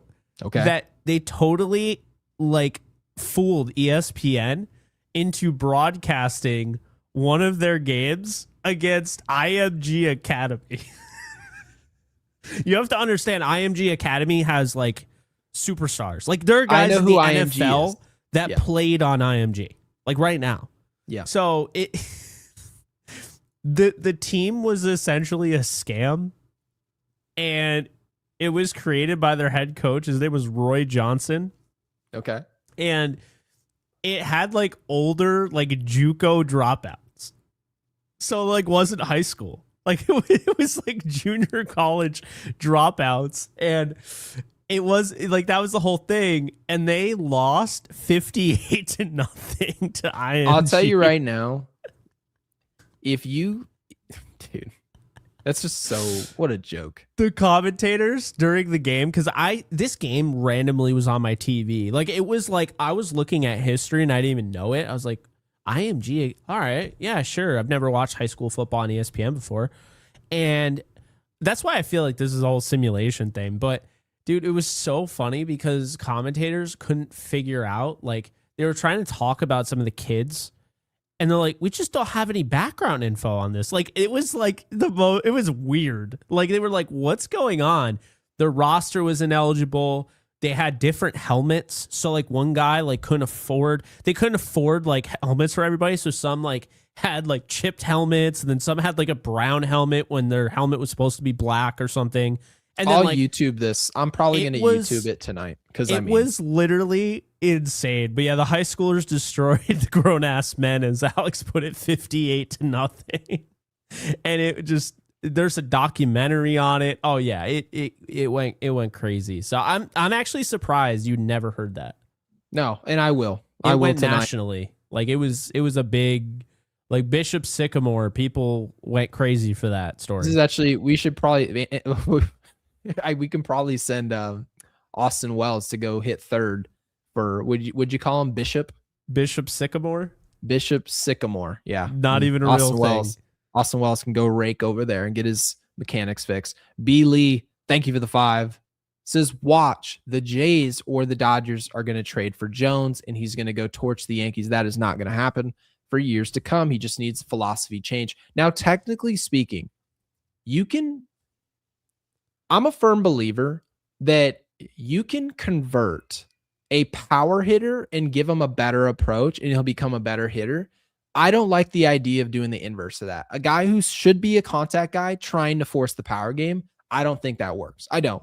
Like when I watched Curtis Granderson just be a power hitter, I thought it was despicable to watch. I hated it every second of it. I thought it was a joke. But Yeah, I didn't love it. I believe Spencer Jones just is what he is. And being a power or bust player isn't a bad thing. It's just a bad thing when there's too much of abundance. Look at what Okamoto is doing for the Jays right now. He swings and misses. I mean, quite literally, guys, he's making Yankees Unloaded and Jake and I a bunch of money because he keeps swinging and missing, but he's still productive. Why? Because he does bring the power game. Because he does hit the ball hard. That's right? what I don't understand, though, because he was a contact guy in Japan. So, like, now all of a sudden he's not a contact guy. That I don't get. It was a little strange, but I guess my point here is that Spencer Jones, I'm sure he'll be fine. It's just that with the Yankees and our current philosophy, he doesn't really fix that. So, not that he's responsible for changing our philosophy, but he's a power first guy. I mean, I don't he really fits love their it. philosophy because he's they're like home run and strikeout. Yeah, so. Rousman's probably like, no, he's gonna have a nightmare tonight, knowing that Spencer Jones is on his way down. And Jersey Girl, Miss 420 blaze it over here with the 5, says if anybody thinks this team is going to the World Series, let me disabuse you of that notion right now. Crystallizes the point Yankees can beat teams above 500. They can't beat. So Jake, do you put anything behind the fact that we're not beating teams that are considered good? Because we're playing Tampa this week.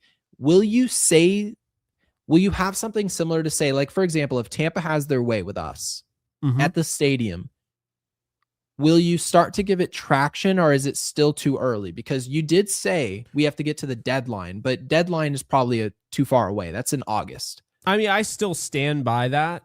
Well, yeah, I mean, not the deadline. It was the All-Star break. So that's right, the All-Star break. Yeah, I was like, wait a minute. Yep. I don't think. Yeah, because the deadline is practically like, in the postseason.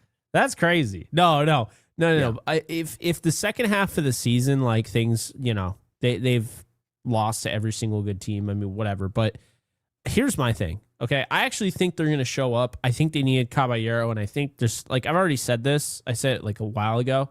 But I mean, having Cole and Caballero is going to help this team. I think there's going to be a different energy in the clubhouse, and so I do expect that to work out for them. That said, if they were to get absolutely dominated these next 3 games, I'm talking like the pitching doesn't look good, the hitting's anemic, and the Rays win like 12-0, and then the next game they win 8-2, and then the next game they win like 6-0. That's like, to me, okay, they're on a whole other league. And at that point, Brian Cashman has to be thinking to himself, I don't have enough to go and win the World Series this year. I need to go and change that. Like, that's, to me, this series, I'd go as far as to say, if the Yankees got swept in this series, Brian Cashman should be on the phone with the Dodgers for Dalton Rushing and begging him if they would even just fart in the phone and hang up. Yeah, nice. I knew you were going to steal that sometime. But yeah, they should be begging the Dodgers for Dalton Rushing. They should be calling for Hunter Goodman. They should be seeing if the Phillies want to give up for no reason, by the way. The Phillies just keep winning, and see if they want to give up Real Muto. They should call the Marlins and see if they're willing to give up Liam Hicks. At that point, like, and it doesn't just end there, by the way. Like, there's other trades that would likely have to be made. By the way, I wanted to ask you, because I know you can only take what John Heyman says with a grain of salt, but he brought up... Or just ignore it altogether. But it was interesting, and he is somewhat onto something, I think. There's a nil chance that Skubal is going to be re-signed by the Tigers. The Tigers are playing like garbage right now. They're bad. Mm-hmm. He was saying how there's a real shot that Skubal could be traded at the deadline. Would you entertain that still, or are you out on that? I'd easily entertain it. It's not even a question. So what do you do with the rotation? Where, like, how do things look? Are you going with, Schlittler, Skubal, Cole, Fried, and Rodon, or are you okay giving up Weathers in return for that? Like what does that look like? Weathers would be going to the bullpen regardless. I think that's his future, no matter which way you slice it. He's never shown any ability. And hear me well.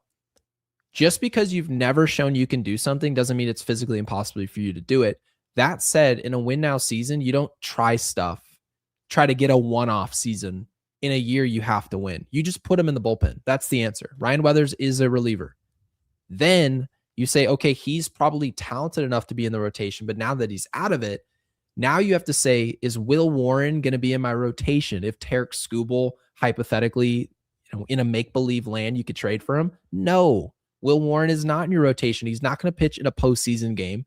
When Tarek Skubal, Cam Schlittler, Garrett Cole, and Max Fried are in your rotation, he's not going to pitch.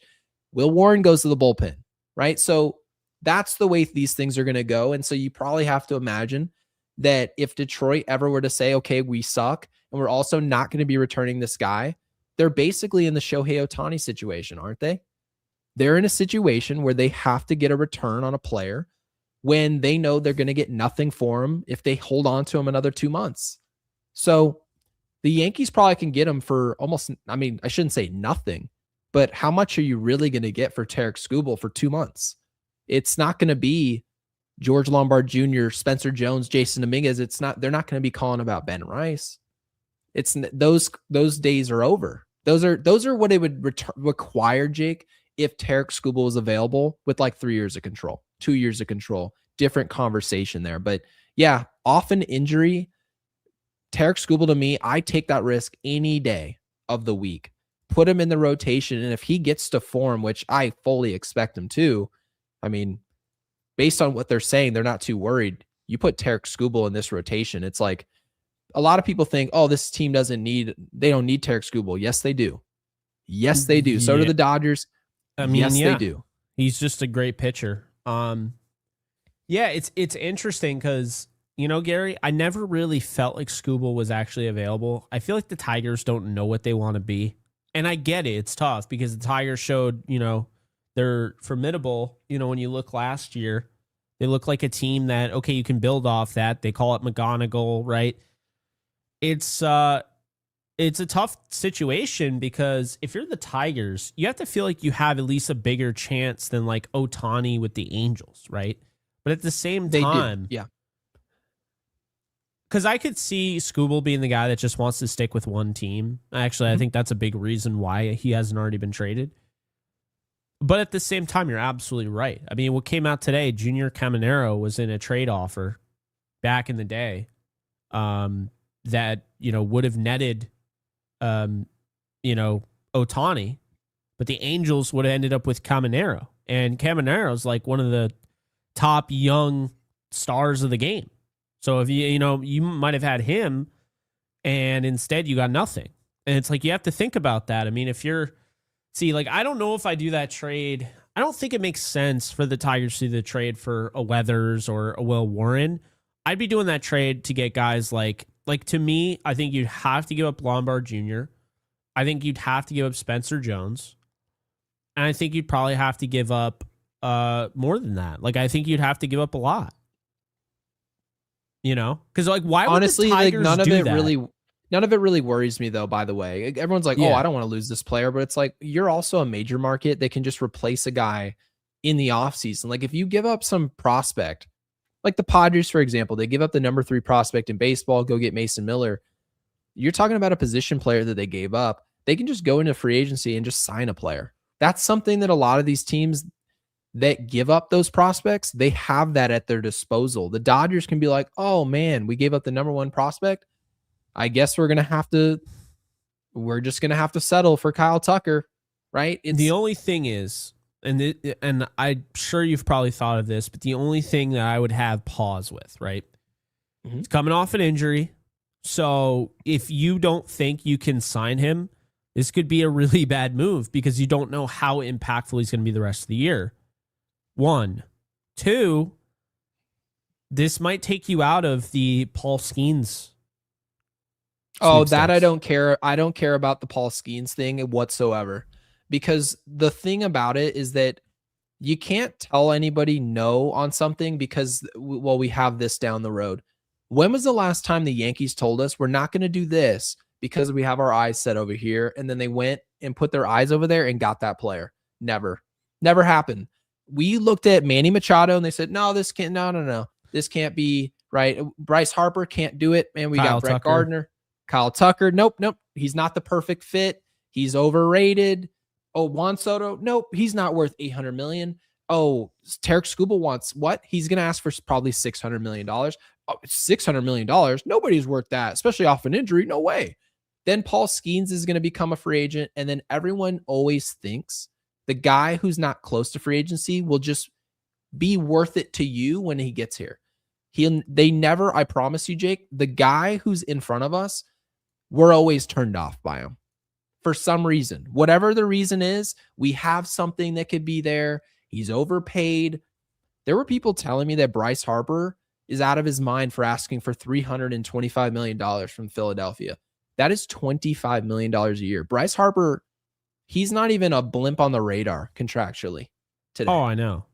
Not even on the also radar. Not a salary cap league, so I just don't know why that's a big deal. Yeah, so I just wanted to throw that out there. I think that's probably something that, we'll probably clip or something. Because I would be as aggressive as I had to be for Tarek Skubal, no doubt. It's interesting because, again, like I said, Heyman brought it up, so I'm not saying it's like imminent. But the fact that he's being brought up, we haven't heard Skubal's name in a while since he got hurt. So I think he could actually be had at the deadline. Here's what I would do.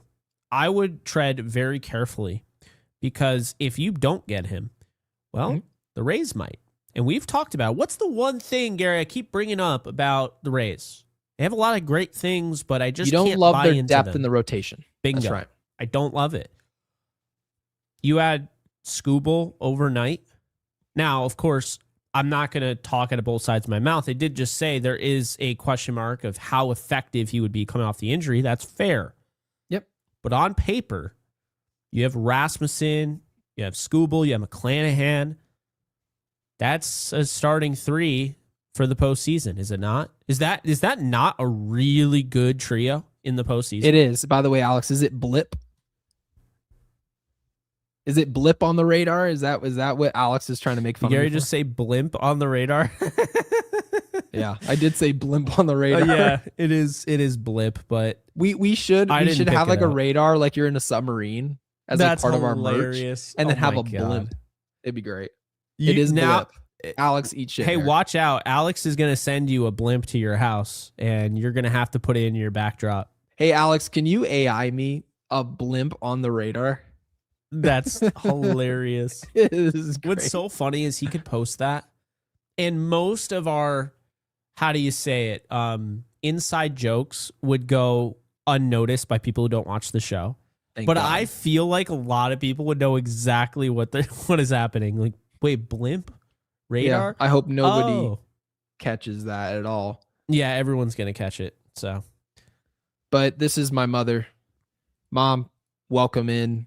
Hey, Lauren. Says using Yavanni Cruz 2 nights in a row, just send him back down, gives me rental car vibes. Just floor it. So many bad bullpen arms. True. Why him? Boone blows. Yeah, it is rental car vibes. It's just spin out the tires and then just throw the car in the garage. Well, Jake, I mean, really, I don't see how this is actually in the benefit of the Yankees. I understand, like, when we used to talk traditional prospects, it was like, oh, service time.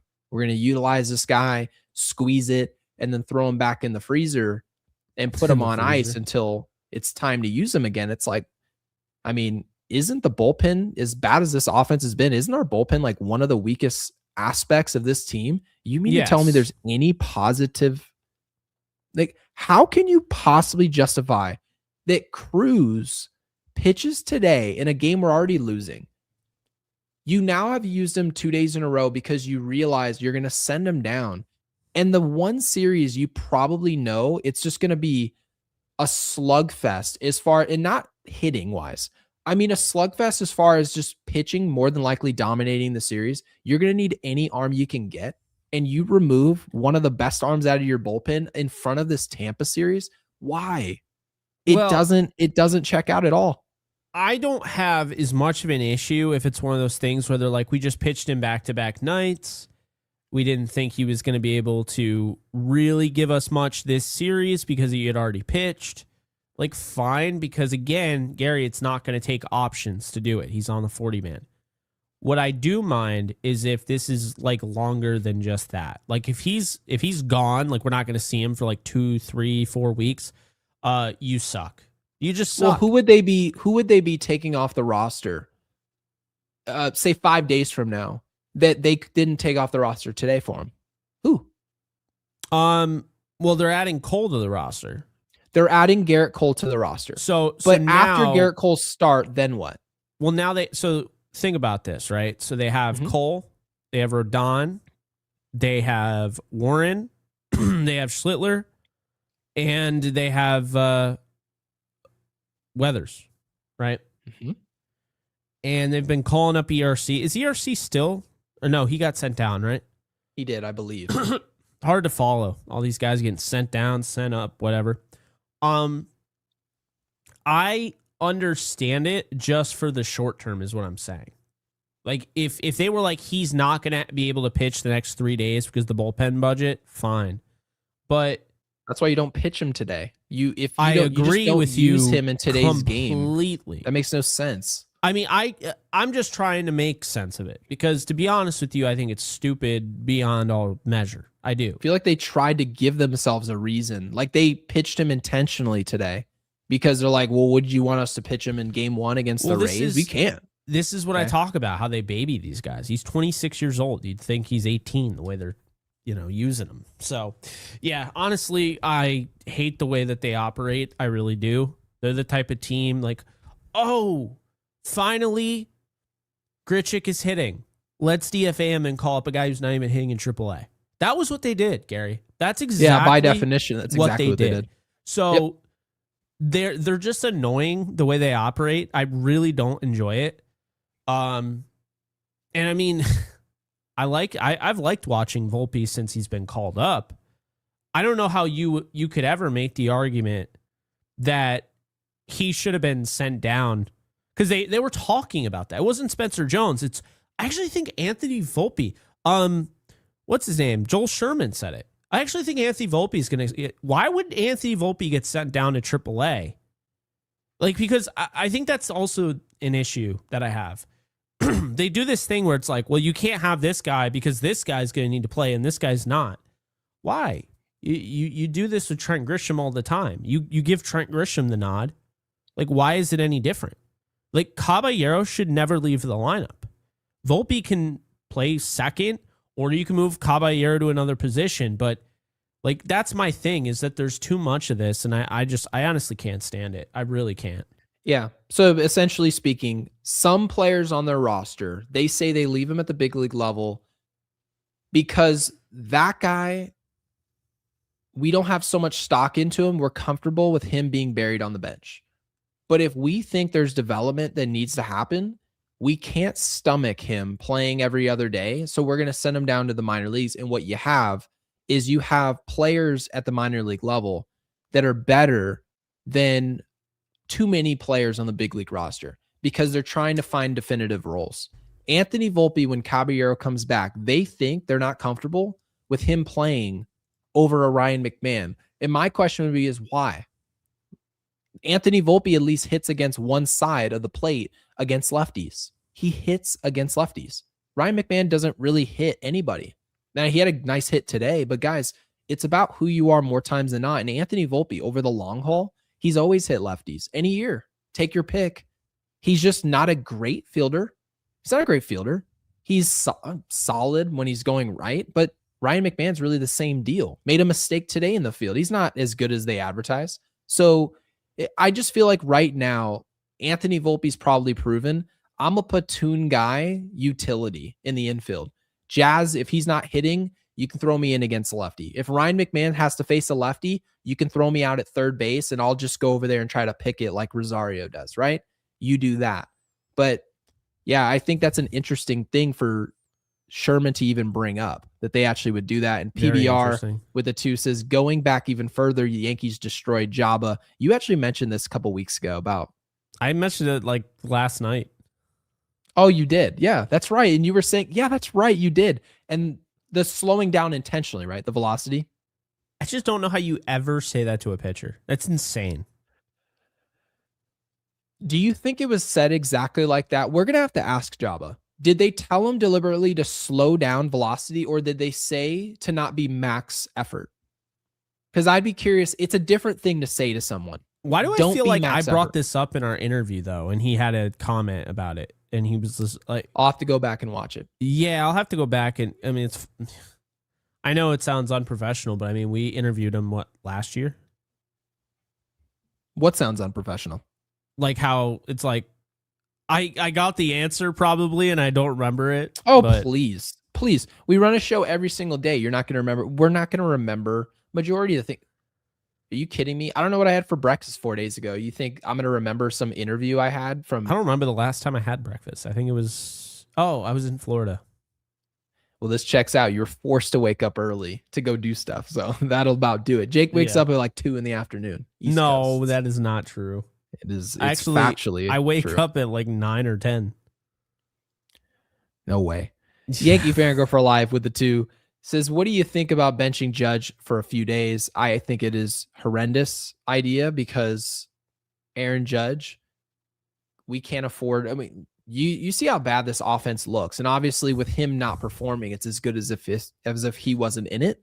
But Yeah. imagine the presence with no Aaron Judge. It's like, I'm telling you guys. What I don't understand though is Doesn't work. you can't bench Judge and not bench like Austin Wells and Trent Grisham, and it just, that's weird. You know what I mean? Well, It's Wells like, was benched today. He was benched. no, he wasn't.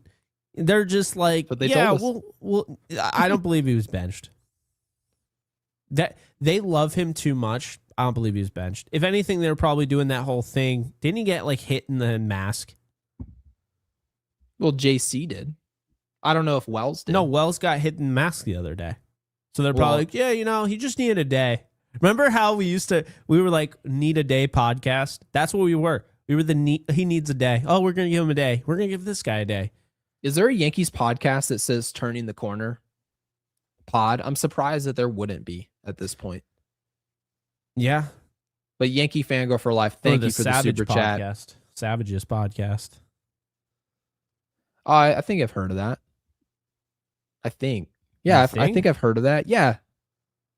I've never heard of it. Yeah, I'm pretty Made sure it I've up. seen, and I'm not positive, but I'm pretty sure that I've seen a podcast with that name. And J Tank, thank you for the 2, says, told you they'd send Cruz down. You did They say didn't that. send down Fernando Cruz. You're out of your mind. I Ignore refuse him, to be J-Tank. wrong. No, I'm kidding. Scott Ross, thank you for the 5. I did see your tweet Reverse. earlier today. Reverse chess there. He says Rays should scare us long term. Oh, long term, really.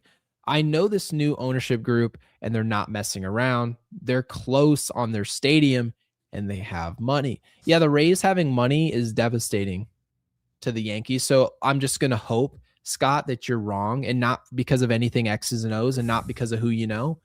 But I feel like Scott's from the future, great. though. That's what scares me about Scott. Scott probably is part of the ownership group that's going to buy the Rays. It's like, hey, I'm just warning you guys. Your podcast is really gonna feel it. This team is legit. Like, ah, shit. Scott, I hope you're wrong, but anywho, thank you for the 5. We do appreciate all your support. Love Scott. The New York Gamer with the 5 says 2016 Aaron Judge, 179 batting average. So for home runs, 84 at bats, 2017 MVP, keeping Spencer in the minors is only going to make him worse. Same old Yankees. Couldn't agree more. Yeah, I would agree with you. It's not going to help Spencer Jones to go to the minors. That's for sure. I don't think it helps the Yankees either. The Yankees think they're making this decision not for Spencer Jones, but because of themselves. I don't think they're making this choice because they think Spencer Jones should be in the minors. They just like Trent Grisham more. That's their take. So that's what I think's happening. I hate everything. I'm gonna jump off the nearest building now. No, I'm kidding. But Yep. And our final super chat, Jay Span with the 2 says, popping in. Did you see they optioned Jones and Cruz? Yeah, we actually broke the news. Of course we didn't. We read the tweet. But yeah, we absolutely did see it. Obviously, you can tell by now that we covered it and we didn't like it. We broke it before the Yankees did. How about that? Other than Jake Bird. There's no one to send down without a DFA other than Jake Bird. Ed is absolutely right. That said, goodbye, Ryan Yarbrough. Like, I would easily DFA Yarbrough. We talked about Luke Weaver and the orange being squeezed. What the hell do you make of Ryan Yarbrough? That dude literally goes up there and pitches to contact. He doesn't strike anybody out. He's not fearsome at all. You want to know why he's there? Because he can pitch a bunch of innings. Not very good. Because he can pitch innings, not very well, but he can pitch the innings. He essentially, if the Yankees want to let go of the rope, they can throw Yarbrough out there, and he helps them preserve their bullpen for whatever that's worth. You can do the same thing with Blackburn. You can do the same thing when we're going to move Weathers to the bullpen. Like, it just, I don't know. He's not good at it either. Like, he's got over 4 ERA. So he pitches all those innings, and his ERA is still over 4. And as you know, I don't hate him. Nothing against him personally. But what I've seen, nope. No, they don't think that Yarbrough is good. They just think that there's value to the Yankees are losing 6-2 on the road. It is the 7th inning. They're not going to use any of their high leverage relievers for obvious reasons. They don't have a ton of depth there. So what do? And Alex says preserves the bullpen, but not our sanity. Right. It's basically, we're going to die here. Let's not be dead forever. Just make it ugly for the rest of the night and help us reset for tomorrow. That's why Ryan Yarbrough is on the roster. Scott Ross says Yarbrough marginally helped last year, but no value now. Yeah, I guess it depends how valuable you think those garbage time long relievers are. They definitely have value, but not when you have multiple. I don't think that makes sense. Because you have to be good to have value. I just don't think he's any good. Get good or get off my squad. Yeah, but Jake, let's get to our picks because I know that the system has changed. I know you're thrilled about it. No one told me, but welcome to the new age of Prize Picks. I don't know what we're doing here. We got some MLB ones here. I see Wemby. Oh, and everyone's head's the same size now, so new and improved update. That's cool. If you guys are wondering why we're seeing what we're seeing, there's been a new update that suggests that if this is correct and our read is correct, we can't make picks on the computer. Is that tracking? So you have to use the app, which you should have already downloaded the app by now. But if you didn't, the link is in the description. You can play $5, get $50 instantly in lineups. Use the code HMA. I know I missed the old Prize Picks layout, Brandon. Brandon, that's great. I loved being able to just make those picks right on the site. We'll figure it out. We'll make picks again. We'll return. You liked convenience? Why? So anyway, let's go with Wemby to have 1 million rebounds there. So we're gonna put more there. And then does that say 15.5? Yeah, we're gonna take 14.5. What are we doing? Brothers Wilt Chamberlain. And by the way, Ronnie, we really appreciate you. Thank you for the 10. Glad to get you up there right away. He's even matching the lemon here, and he's a Rams fan. We love Ronnie. We love Ronnie over here. Says, sup, fellas. Looking like another 88-90 wins and an ALDS exit with the Yankees sticking to the same failed philosophy. Hard to expect anything more. Yeah, I give them a real chance to make the championship series, and not maybe because of them, but the lack of depth in the AL. I think the American League is that bad, Ronnie. I really believe. I do too. The National League actually is really strong, especially with some of the things that are bouncing forward with Philadelphia, right? You look at San Diego, you look at LA. There's a lot of teams over there that are playing some good baseball. And you look in the AL, Jake, not so much. The AL stinks right now. It's not very good. It's actually pretty reminiscent of 2024. But yeah, Ronnie, it's not what you want. And what really matters here is we're not building towards being the best team in the world, which is, that is the goal after all. Nick Martinez versus Garrett Cole. I wouldn't be putting anything Garrett Cole on Prize Picks. I'm just going to be honest with you there. Aaron Judge, not going to do the home runs, but I'll take Aaron Judge to get back on the high side against the Rays, mainly because he's due. I don't have any other real reason. But no, all jokes aside, let's look at Yankees versus Nick Martinez, right? Let's just take a look. Is that the old right-hander who used to pitch in San Diego? I say this every time I see his name. It's got to be him. Yeah, you cracked up for an hour when you saw he was. Remember, we were looking at projected contracts, and MLB Network had him getting like $20 million, and you're like, what? Is that the same dude? So, well, to be fair, Nick Martinez has got a 4-1 record with a 151. He's been ERA. killing it. You know who else has been killing it against Nick Martinez? Aaron Judge. Interesting. Actually, just kidding. He has not. He had 1 year where he had 667 and 3 at-bats. What the hell are we doing? He's hitting 250 with a 958 OPS and 8 at-bats. Let's not go crazy. So what would we click in theory here if we made our picks? I think that'll suffice. Yes. It better. No Garrett Cole, I agree with you. You can't have a return from major injury. A cross sport one here. Wembanyama, we're definitely taking the rebounds. That feels way too low. It's the playoffs. People are going to be jacking up threes left and right. I'm going to go with the 7'5" guy to get them, to be honest with you. At home as well. Yeah, at home. No brainer. And then we're going to go. I still want to see if I can get the actual career against him. Let's see. Yankees hitters versus Nick Martinez. He has a 4.73 ERA against the Yankees, 21 strikeouts, a 2-2 record. I just don't have much our picks were so bad they had to disable the PC app. That's hilarious. Oh my God. Yeah, we've been losing at quite the clip. Yeah, so all right. We don't have a ton to go off of, but Nick Martinez is a right-handed pitcher, so now that Trent Grisham knows he doesn't have to look over his shoulder, I expect he'll have a home run or something. So look out for that. I think Judge will get a hit. I think we're going to go with Wembanyama. And then let's go with one more. I don't want to go too crazy. Let's go with who's a good option there for the... my favorite one is the strikeouts. So... well, Tampa for one, just forewarning you guys, Garrett Cole, obviously a power arm. Tampa on fastballs over 97 miles an hour. Aranda. Highest batting average in the sport. This is a fastball hitting team. Aranda has 49 strikeouts this year. Give me Aranda for sure. Okay, so we can take Aranda. I don't feel comfortable taking anyone else. This Tampa offense is pretty reminiscent, actually, of what you guys saw last year in the Jays. Their approach is something much different.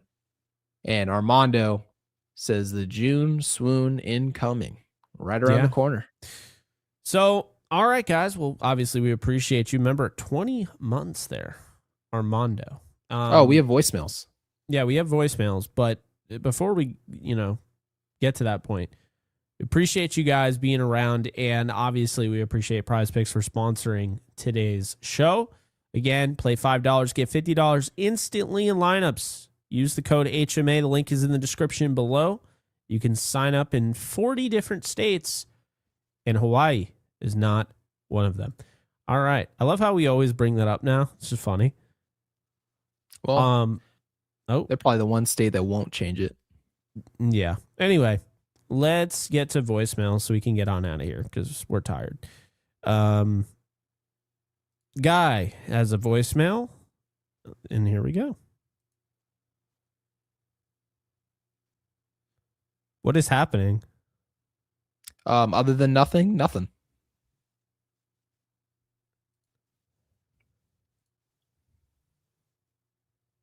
Still nothing.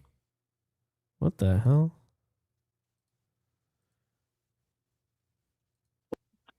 Likely get DFA'd when Fried comes back. Hello, everyone. Hopefully the Yankees won today. Calling very... so Guy says you can skip the early one. What is happening? He's in a tsunami as we Hello, speak. everyone. Hopefully the Yankees won today. Calling very early. We're down on the hill. Not sure what's going to happen, so Pitched well. I don't want to hear when the anger turns later, hitting, running in scoring position and all that. So it's the top of the third, Jays coming up. Definitely Yavanni Cruz will help shape this bullpen, closer or not. More than likely, Yarborough is going to likely get DFA'd when Fried comes back. Blackburn probably will likely go when they have Weathers come to the pen. So this alone makes us much better. You have to start looking at the bullpen as pieces because they've always been able to cover this, and we have more weapons this year than we've ever had, plus the trade deadline if we need it. Many want Weathers to start, but he's never thrown more than 90 innings before in his career. As of today, he's over halfway there. So we don't need an injury. I think Warren is perfect for a fourth and fifth starter for this team. And even Jake Bird, his last 10 games, 3-to-1 K ratio to walk and a 3.29 ERA. Respect Not on his saying name, Jake. he's part of the answer, but let's see. All right, no time to panic. That was the third inning, and now there's time to panic. No, I'm kidding. He was like, he's like, well, first of all, let's address all of it. I thought he was watching the Rodon situation in real time. Rodon ended up throwing really well. Surprised everyone, literally everybody. No, Guy, don't say that. It wasn't a waste of a voice. No, it was good because it shows you the duality between what the common fan feels about Cruz and versus what the Yankees felt at the time. They knew before the game, we'll consider using him back-to-back days because he's going down for Garrett Cole. We're going to use this as somewhat of a reset for him physically, and then we'll bring him up later in the week.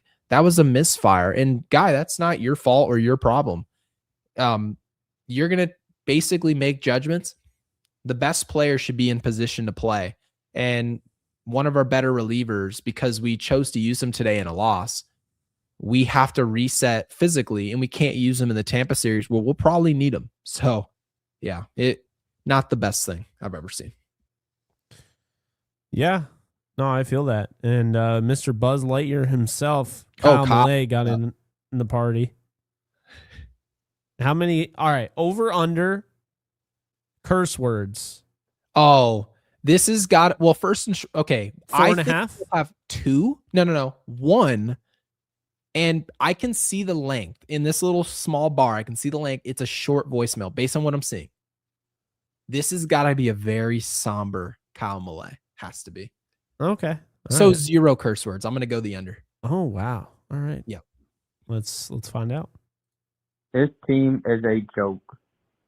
Rodon actually pitched good, but it's kind of hard to win if you don't frickin' score runs. What nice. A frickin' joke this team is. We got Garrett. I don't know where he went, but maybe he got swept up by a tornado. There's no way. What the hell just happened? But I can see the transcript. The transcript's working. So are you sure that worked? This team is a joke. What a freaking joke is. Well, at least we got Garrett Cole coming back tomorrow night, but that probably won't matter because the Rays are gonna be. Oh. Jake, I'm telling you, I think it's your computer. I mean, it probably is because I was having issues yesterday. It's Jake's computer, guys. It's 100%. And this is Apple's update. Yeah, the new update that has just takes over my computer. So can't have a good night. I hate this so much. It's not Kyle's fault. It's definitely my computer. I'm trying to stop it. Beat the Yankees ass because. Come on. But go Yankees. He said ass right at the end. I win. No, that's not a curse word. Come on. Can you say ass on TV? Yeah. Really? You can absolutely. You can't say shit though, but you can say ass. No, I knew that. I don't think you can say ass? jackass. I wonder what they do consider a curse word. Oh my God. My computer is literally trying to take over the your world. Computer's right a now. lemon. That's why I don't do any updates. I've got It's an iPhone 12. amazing computer Works too. good So as I new. actually hate Apple right now, and I'm a huge Apple fan for years. But this update is literally making me want to just use my PC. This is insane. Hey Ronnie, thank you for the 10, man. Right at the last second Appreciate here, right you, at the Ronnie. buzzer, says Gary, I agree that the AL is weak, but just like last season, the Yankees' weakness is the AL East. You're right. It I depends expect on the to have network. the Jays and the Rays in the playoffs, both of my whom bad. smack the Yanks around like Smith to rock. Okay, so Ronnie, so far Tampa bent us over the barrel. Toronto came back and tied this series. That was not a good finish. And also, Toronto is as banged up. They're more banged up than we are. They're missing one of their key players in Kirk, and he gave us fits last year. I'm expecting Toronto to be a huge problem at the end. Maybe not now, huge problem. Tampa, same deal, Jake. I know you're not as high on Tampa as I am, and that's perfectly fine, but you still love watching, Chandler Simpson, some of those guys. But I think you have a real point. When it comes to their rotation, they need a little bit more depth. Maybe Eovaldi, maybe Tarek Skubal could be in the mix. I'm not really sure so much on that part, but Tampa definitely has some options, especially if Scott Ross, what he has to say about their ownership group, if that ends up being the truth, that they're willing to spend and take more risk long term, that means Tampa more than likely will be a little bit more aggressive at the deadline. That is not good for us. So, Ronnie, you have a pretty good point there. Yeah. Ronnie, we appreciate you. I did find out you can say ass on TV. It's acceptable depending on the network and the time of day and the context. Can't make it like a sexualized thing. So it's kind of like Cartoon Network. You couldn't curse on TV, but then after 10 p.m. it turns into Adult Swim. Yes. And you can say ass. And I guess other stuff there. But yeah, that's a good point. All right. Ninja Hot Dog, who left 2 voicemails, but we've said we only play one. So I'm going to play the most recent one. That makes sense. Yes. Hello. I believe I dialed 911 because I need to file a missing persons report. That report, of course, is for the entire Yankees offense because I have no clue where they were. They were last seen 2 days ago. They were sent down against the Wednesday Blue Jays game, and now they're gone. All jokes aside, this team is so inconsistent, and that's going to be the killer. That inconsistency is going to be the killer because when it matters most, we can't hit, and we can't even beat the series against a not very good Blue Jays team. So God knows how we're going to do against the good teams. Also, we have the same record pretty much this year as last year, I saw recently. So yeah, we're basically running it back, and it's not going to be good. Fire Baboon, fire Cashman, Howe, sell the team. We're not good. I thought that was a mature voicemail because I thought he talked about the inconsistency. Kept it under a minute. We're objectively an inconsistent team. We're kind of just plugging and playing. Guys are getting banged up. Very traditional Yankees. They're still good. I mean, they're 30-21. That's not horrible. But if the goal was to be good or slightly above average, then I guess they're doing that. But I mean, a lot of us have sights on something much higher. And based on what Ronnie had to say, based on what Ninja Hot Dog, based on what Kyle had to say, you look up and it's like, man, we're not really beating so far. We're not really beating the teams you want to beat. Is it a concern? Maybe not in mid to late May, but Jake, that deadline's not forever away. I mean, you said it's the All-Star break. The Yankees have to prove. And you also said if they get their ass handed to them in this Tampa series, it also changes how we're looking at this team. So there's a lot to be proven in the next 3 days. So just forewarning you guys, tomorrow we have a regular scheduled 7:00 game, 7:08. And we have back-to-back, and this is really untraditional, but they're doing it, back-to-back day games at the stadium for the weekend. So not sure why they did that, but it's the choice. Yeah. Well, We're gonna have some late shows for those, but we'll make it work. Do we have anything else to talk about? That was it for voicemails. So No, this game was dog shit. yeah, Nothing to talk let's about. bury this game in the backyard. I can't believe we gave 2 hours to it, but we didn't give 2 hours to it. We gave 2 hours to you guys. So that is time well spent, I believe. If you guys enjoyed it as much as we did, be sure to like, subscribe, comment if all of those things apply and you haven't done any of them. Also, drop in the comment section below. Blimp unloaded. Blimp unloaded. Drop that. Or, because we like doing like those alternates as well. Ass. Just drop ass. Blimp unloaded or ass.